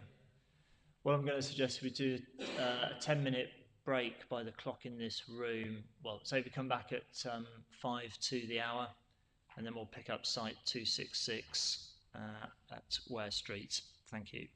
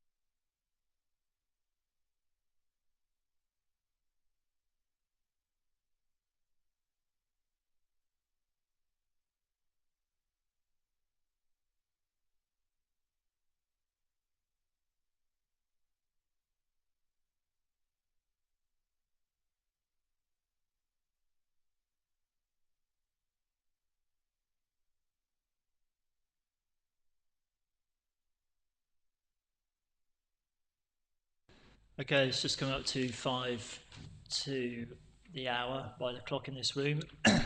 I'm going to move on to site 266. I appreciate people have been patiently waiting. If anybody's here was here just for site 265 and you wish to leave, I won't be offended if you now want to take your leave. But if you want to stay, you're more than welcome.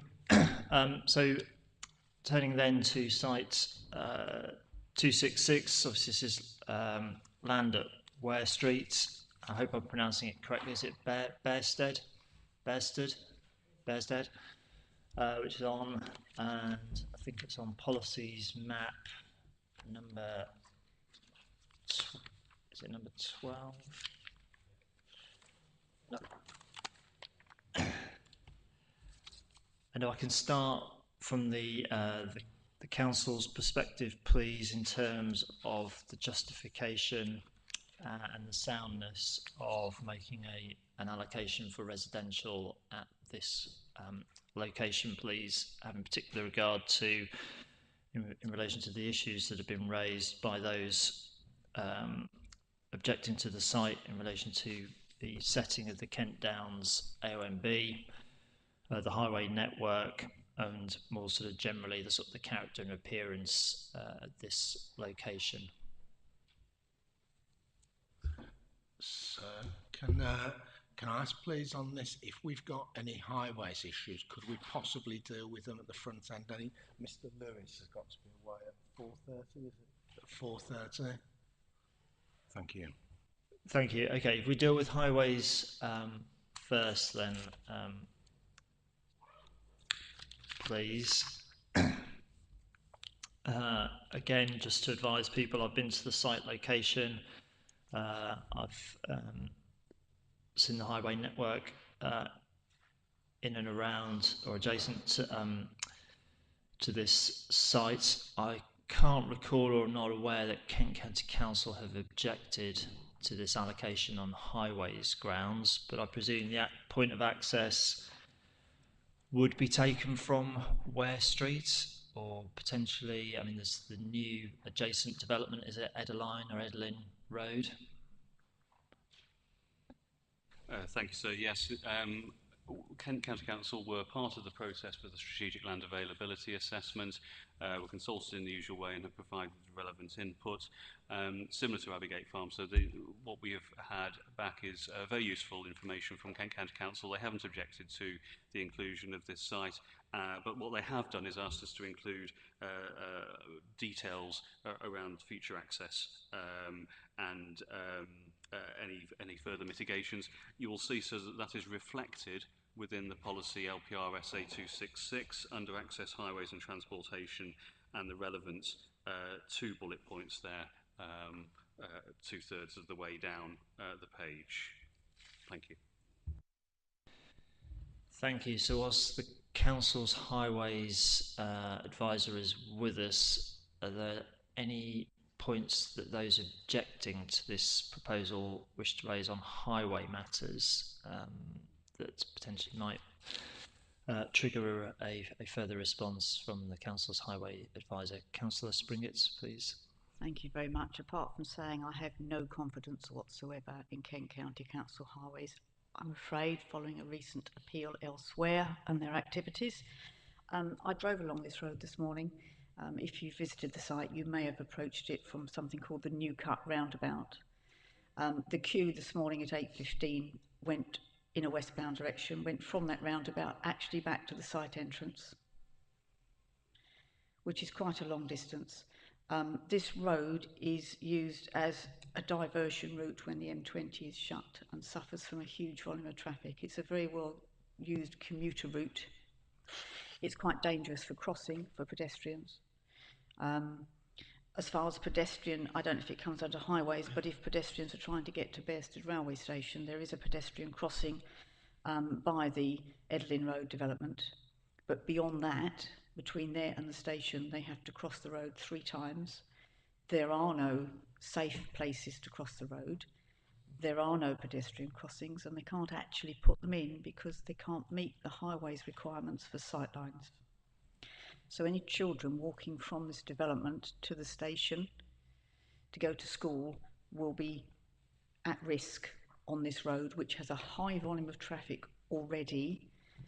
Of an evening time, going forward, there are proposals to widen the road outside the Newnham Court development by the crematorium. That's going to be widened into a dual carriageway. That is to mitigate the queuing that currently happens from about 3 o'clock in the afternoon every day right back to junction 7, which has bothered Highways England or National Highways in the past, so they've asked for any road improvement. What that roadworks will do is move the queuing traffic to the southern end of Newcut Road. It will take very little time for the commuters to work out that if they want to avoid that queue at the southern end of Newcut Road, which will go as far as Willington Street, where there is an issue already, they'll just whiz through Bearsted. So we're going to have quite an increased traffic flow along that road going forward, worse than it is now, a lot worse. So I do have highway safety concerns for pedestrians trying to access Bearsted Station. We don't have a bus. There's no bus for commuters. There's no bus for school children. So on the highways matters, I do have concerns on the impact on that road and the safety aspects of that road for the future occupants of this site. Thank you.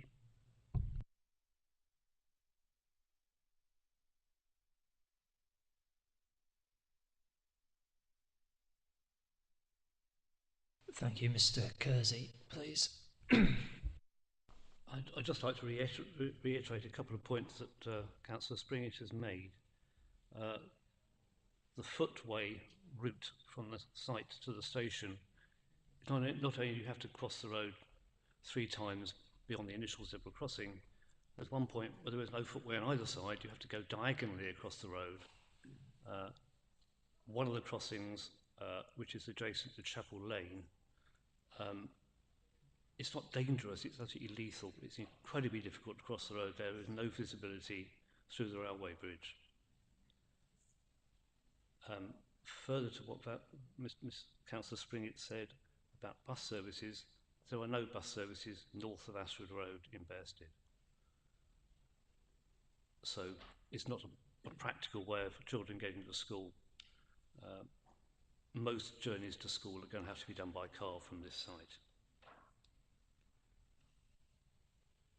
If you are minded to include it, heaven forbid, as a site allocation, I would ask that rather than just looking at highway capacity for traffic, you look at mitigation for pedestrians along this route to the station in some way. It'll obviously be off-site work, but it really is essential. And potentially traffic calming along that road as well. The problem of rat running through there, it's not entirely rat running, but there's an awful lot of traffic uses it, and it's not really suitable for huge volumes of traffic. Thank you. So that's traffic kind of moving, is it in a sort of parallel? I mean, I'm just looking at the map, policies map that's in front of me. So it's kind of moving parallel to, is it the, what was the was it the A20, the Ashford Road to the south and the M20 to the north? That's right, yes. Ashford Road is the main route through the village. And the M20 used to be the Maidstone bypass originally. So could I just clarify, it's not the A20 that goes through the village, the A20 is to the south. That suffers from congestion. Commuters can make their journey shorter by cutting through the village, which is actually technically an unclassified road. Thank you. Thank you. Mr. Cooling, please. Maidstone Calc has no pluses or minuses on any site, but this comment has been stimulated by Councillor Springett saying she hadn't got, I'm paraphrasing, any confidence or lacked confidence in KCC.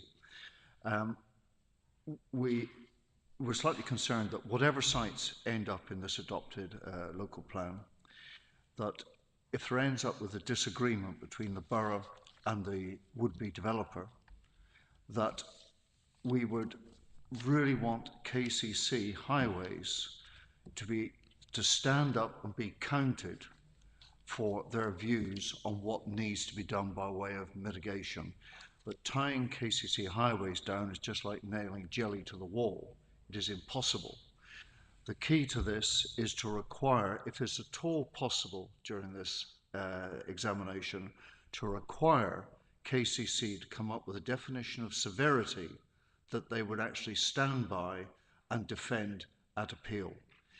And the second general, if I may, and I'm out of my depth on this, but we have suggested that there should be an additional paragraph in the general LPRS P12 Sustainable Transport requiring MBC to take a look at borrowing public funds, to get PWLB or whatever, against future SIL and S106 payments to actually fund some of the improvements we see in a number of these. So twofold, any way to pin KCC down to stand by what they've subscribed to in this Reg 19, and secondly, could we please have an additional paragraph in LPRS P12 requiring MBC to review publicly available funding by pledging SIL and S106 payments against repayment of those loans. Thank you. Thank you for that. In relation to the access and highways points that were raised in relation to this site, is there anything the council or Mr. Lewis from Stantec wishes to say in relation to the acceptability of this site? Mr. Lewis? Thank you, sir. With respect to the pedestrian crossing points, yes, it would take 3 crossings to get to the station if you travelled along Ware Street. That's fine if you're confident in crossing. If you're not, there are other options via Bell Lane, via the public rights of way that exist to the estate to the south. Yes, it's further, but there are other options if you're not confident to walk in that direction. In terms of traffic levels, the allocation is only seeking a very limited number of dwellings. So in terms of traffic impacts, that's unlikely to give rise to any severity impacts in terms of the MPPF classification. On that, I would note that there are a number of decisions and planning appeal decisions that quite clearly set out what the definition of severe would be. That's all, sir. Mr. Lewis, you're advising me there's an alternative pedestrian route from Bell Lane. I'm looking at the policies map. And Bell Lane, the one I'm seeing, extends from sort of near the railway bridge south. Is that where is that providing a pedestrian connection to? That's correct, sir. So if you cross Ware Street and then continue to walk underneath the railway, so that's crossing Ware Street at the pedestrian crossing, the zebra crossing that's on Ware Street, walk under the railway, and then there is a pedestrian public right of way that follows along Bell Lane and then emerges out. I think there's a parallel to Hillbrow as well, and it's that Hillbrow route that allows you then to walk along to Hog Hill.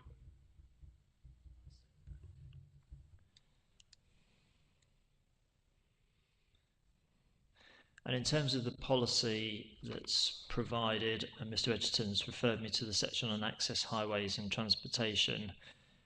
I mean, the way I'm reading the criteria is it all feels very sort of car orientated in terms of suitable access, impact modelling.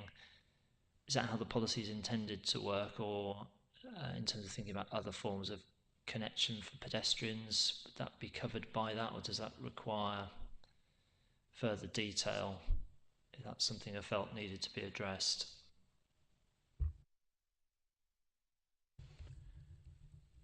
In terms of the feeling of car orientation, or car-oriented development. It does have, the site is via Ware Street, only 950 metres from Bearsted Station.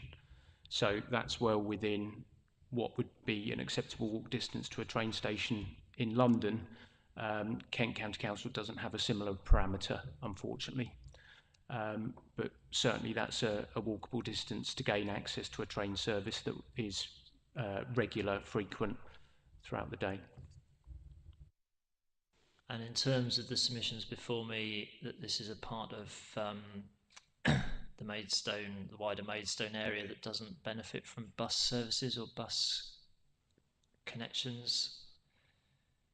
Is that something I should be concerned about in terms of the sustainability of this as a location for further development? In terms of bus transport, the nearest stops are around about 650 metres away via the Bells Lane link that we noted, so to the housing estate to the south of Ware Street. And that gives access to two services that provide for school children in the morning. There's some services with during the middle of the day. They're not frequent, but in that case, the rail service gives at least hourly throughout the day and two services per hour at the peak times.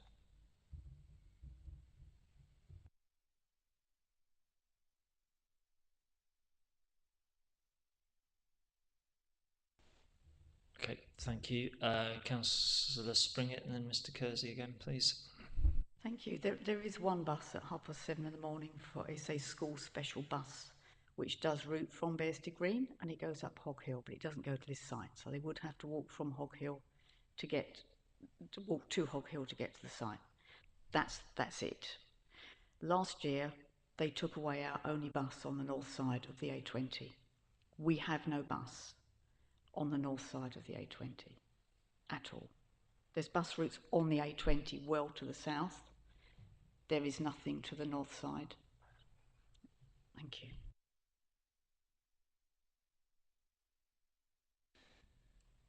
Thank you. We move on then, please, to other issues that have been raised in relation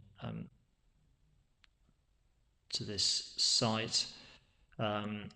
Referred to earlier, concerns that have been identified in terms of the setting of the Kent Downs AONB, and I think the character and appearance of this location more generally. Have been able to sort of look at the sites. There's obviously a public footpath that cuts across the front and then up through the edge of, or along the edge of the site. And obviously people have brought to my attention a number of recent appeal decisions in this part of the borough. They've referenced, amongst other things, the Kent Downs AONB. Perhaps if I can start with the council in terms of its views or submissions on this point and whether they present in relation to allocating land at this location. Thank you, sir. I mean, you've suggested that you're familiar with the site and its wider setting. When you look at it on a map, you'll see the relationship of the site to the AONB boundary. There's approximately, I think, 0.9 kilometres in a dead straight line. The AONB boundary is marked by the M20 CTRL corridor, so the northern side of the M20 is the boundary to the AONB. Between that boundary and the site, there's an extensive area of woodland and then the golf course immediately to the north of the site. I'll be slightly controversial with the opposite side of the table and say that AONB setting in this area, to be honest, I feel is perceived two-dimensionally. When you go on site and you enter the AONB, you'll note that, for example, Thurnham Lane to the north and Pilgrim's Way, they're very narrow lanes. They tend to be confined by tall hedgerows. So there's no real intervisibility between the majority of the accessible parts of the AONB and this site because of those intervening measures and the transport corridor. Yes, you've identified two appeal decisions, one to the west and one to the east of the site. As I'm sure you appreciate, your colleagues in the appeal department, they refer to every scheme on its own merit and are there comparable circumstances? Well, I think the main difference between those two appeal sites and this is that they were effectively windfall, let's say, opportunist schemes. They weren't the subject of a coordinated landscape-led approach. In this instance, we have a site that is sufficiently large enough to include a robust landscape margin on effectively the north, eastern and western sides, and we've tested this through pre-application. This in the background, sir, this site is the subject of a lot of detailed appraisals for ecology, landscape impact, because the applicants were close to a submission at the 2017 plan stage, but didn't pursue an application as it wasn't included in the plan then.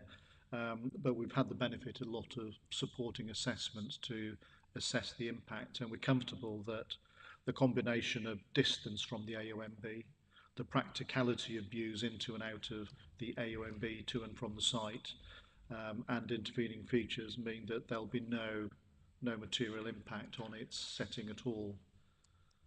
In real life, sir, it's difficult to envisage because of the change in topography. You enter the AONB and the land, there's a slight plateau and then it dips as it goes down towards Bearstead and or Maidstone town centre, and the effect of that topography is to shield views between the two.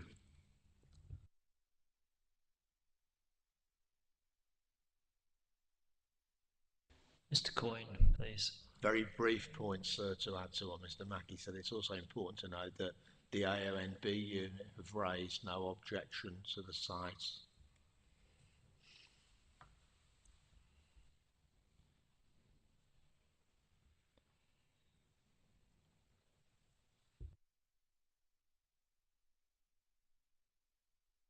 Thank you. In terms of just character and appearance more generally, obviously I noted a number of trees on the site when I visited, including close to the Ware Street Highway. Are they all within the kind of the TPO designation, or primarily within the TPO designation? There are, sir, I've got the advantage because I've got our GIS system in front of me. There are individual TPOs on the site frontage, let's say on the left hand of the western half of the site frontage. They don't affect the developable capacity of the site, and there are a series of TPOs, individual TPOs in the northwestern corner and a couple of individuals. There are then some small area TPOs on the east and west boundaries. These have all been taken into account when assessing the site's capacity, but also the way in which they may form part of the buffers that would operate around those three boundaries. If I bring in others now, please, on the issue of the setting of the AONB and sort of the character and appearance more generally. So perhaps we'll start with Mr. Kersey and then I'll bring in Councillor Springett, please. The right button. If I could just touch on what was said about the trees, there is the draft policy requires the site access to minimise the loss of mature trees along Ware Street when creating the access to the site. Now, given the width of Ware Street, the access to fairways, which is in the middle of the site and therefore makes it quite difficult to find a location to have a site and access anyway, and the difference in level between the site and Ware Street, it seems very unlikely that we're going to be able to achieve a low impact access in relation to those trees. I can't see how it won't require a large number of the trees to be removed, if only to give visibility along Ware Street. With a site of that size, a right turn lane will almost certainly be needed, and I can see it being to the detriment of those trees, the current view along Ware Street. Thank you.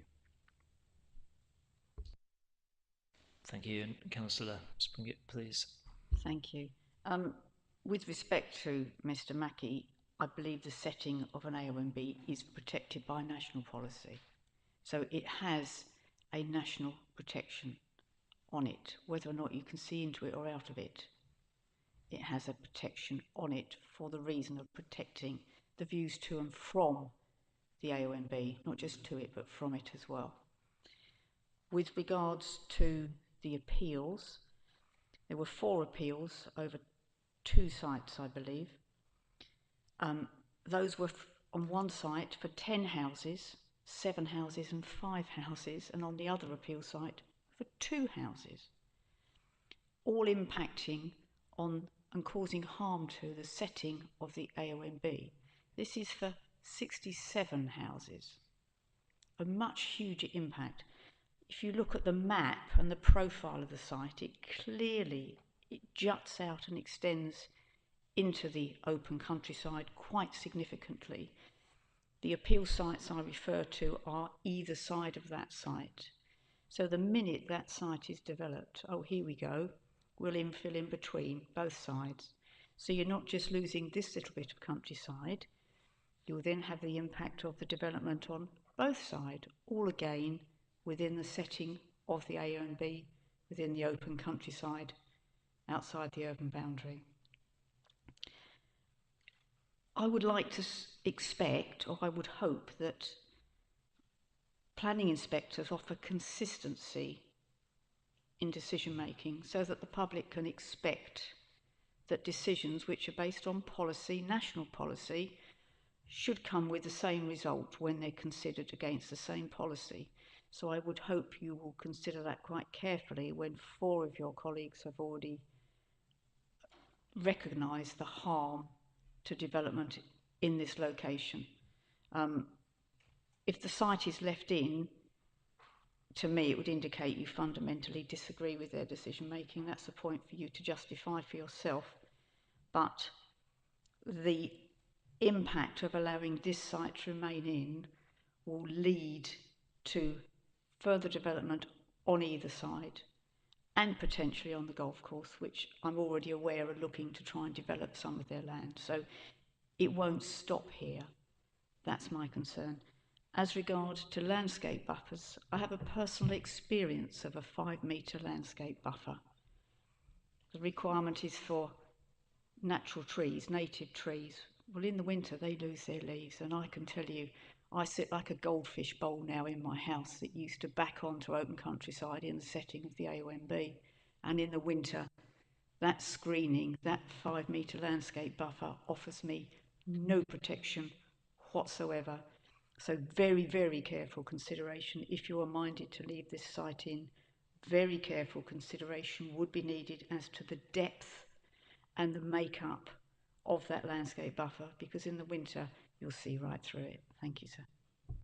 Thank you. I'm aware from the material that's already been provided of the location of the other appeal decisions that have been referred to. Mr. Mackey a moment ago referred to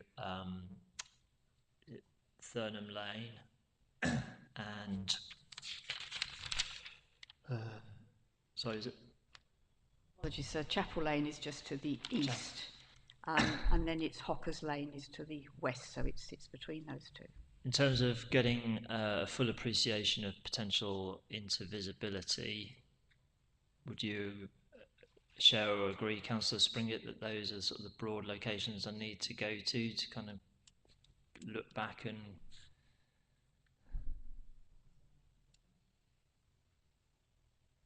It's difficult to say because the land is, I do agree with Mr. Mackey, the land is undulating, but if you're on the top of the downs, you'll see it. You may not see it from down the bottom. Hocker's Lane would be the best one probably to view it from. Thank you.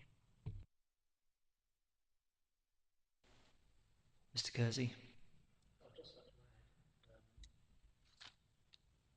The issue of the non-vested road is that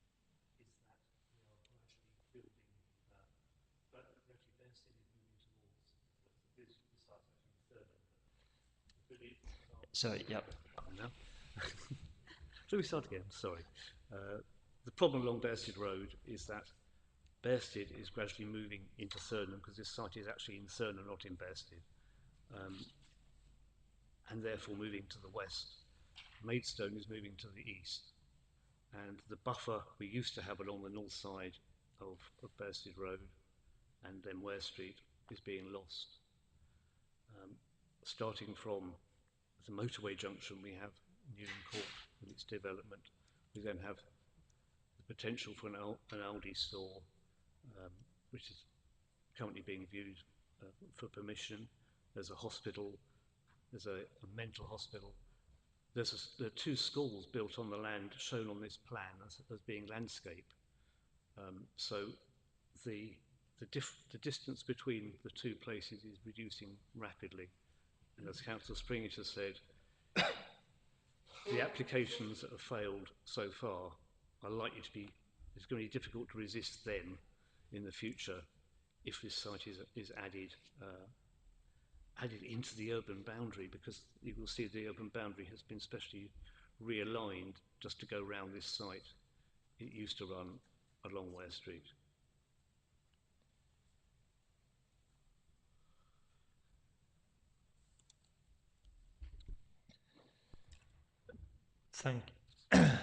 Thank you for those submissions. Just in terms of site context and just looking at the urban sort of boundary line that's shown, I mean, obviously there is development now to the east of this site at Edelin Road. Is it Edelin Road? Edelin Road extends at some depth. Obviously, that's not shown within the proposed urban area boundary. There may be a good reason for doing that, but I just wonder what that site means in terms of its relationship to this proposed allocation. Councillor Springett. Thank you, sir. That was a brownfield site that had a commercial development on it, and so when a planning application came forward, that there was not an issue with the impact on setting because it was an existing, very long established site for a frozen food company. So it was a brownfield site. It wasn't permitted for any other reason other than it was brownfield. Thank you.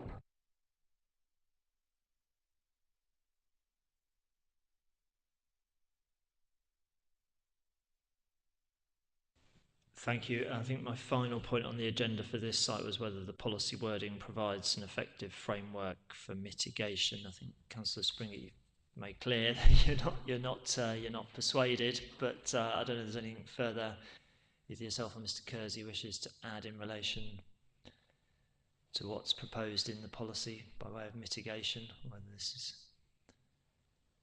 for various reasons, a site that's almost unmitigatable in your opinion. It has been mentioned that there have been landscape assessments.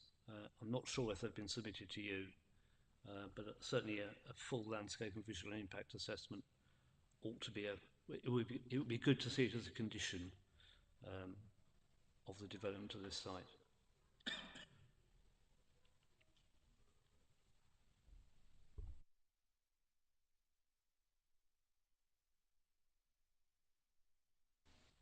Thank you. Does the council have a view or opinion in terms of policy prescribing a landscape and visual impact assessment as a requirement? I think having regard to the fact that the site lies within the wider setting, then it wouldn't be unreasonable to require that.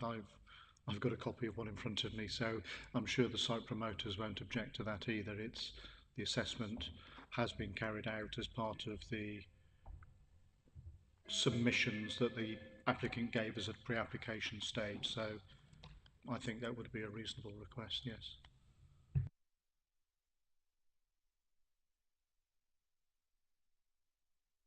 Okay, are there anything further people wish to say in relation to this site?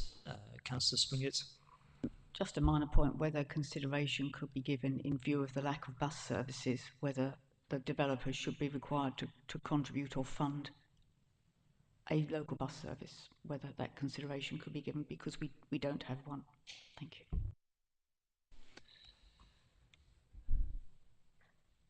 Mr. Kersey? Could I just draw your attention to the fact that it'll have to be a single deck bus, because you can't get a double deck bus underneath the railway bridge.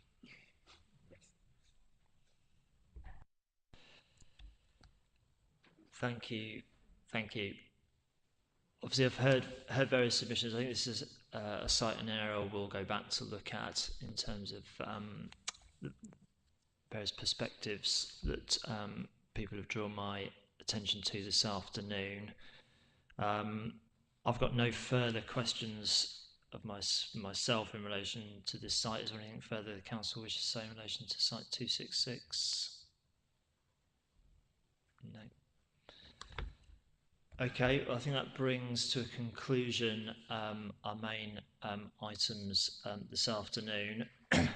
Just in terms of the final item on my agenda in terms of potential main modifications.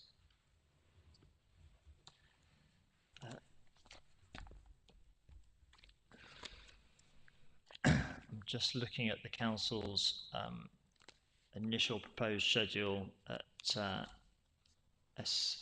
LPR sub 11, and I just want to clarify, excuse me,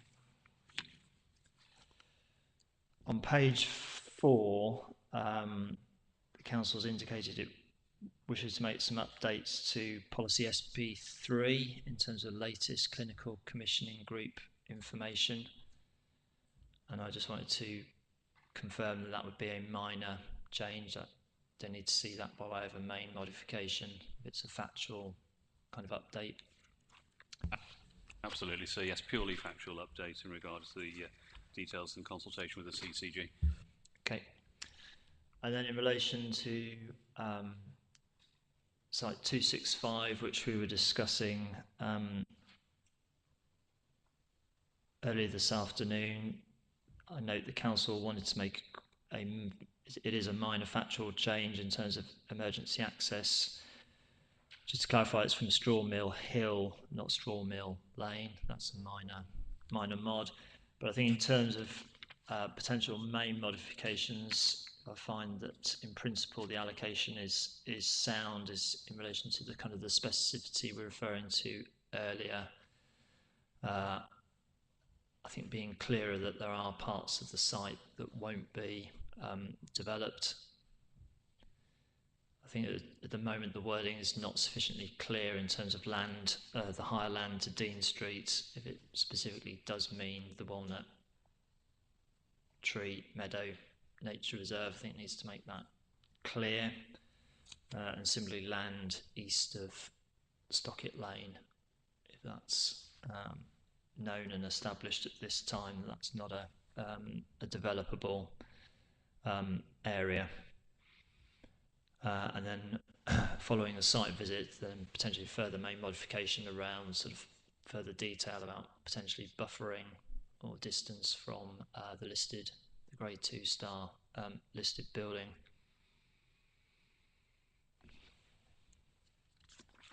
So can I just remind you of the need to remove the potential to build on the reserve, that wording that was agreed by the council? I think that's, in my roundabout way, being clearer when it says what it means by land, higher land near Dean Street. I think in my view that's not specific enough, and I think perhaps too ambiguous. I think it needs to be clearer what's not in play. And then finally, in relation to site 266, the additional requirement to provide a landscape and visual impact assessment as a requirement of the policy under the landscape ecology section. I think that summarises everything that we've discussed this afternoon. In which case I'll now draw this afternoon's hearing session to a close. Can I thank everybody for their contributions? I think tomorrow, I think is the one earlier start for 9:30, where we'll be looking at further sites on the edge of Maidstone, and then a quick revisit to the Invicta Barracks site later in the morning. So I'll see some of you again tomorrow morning. Thank you.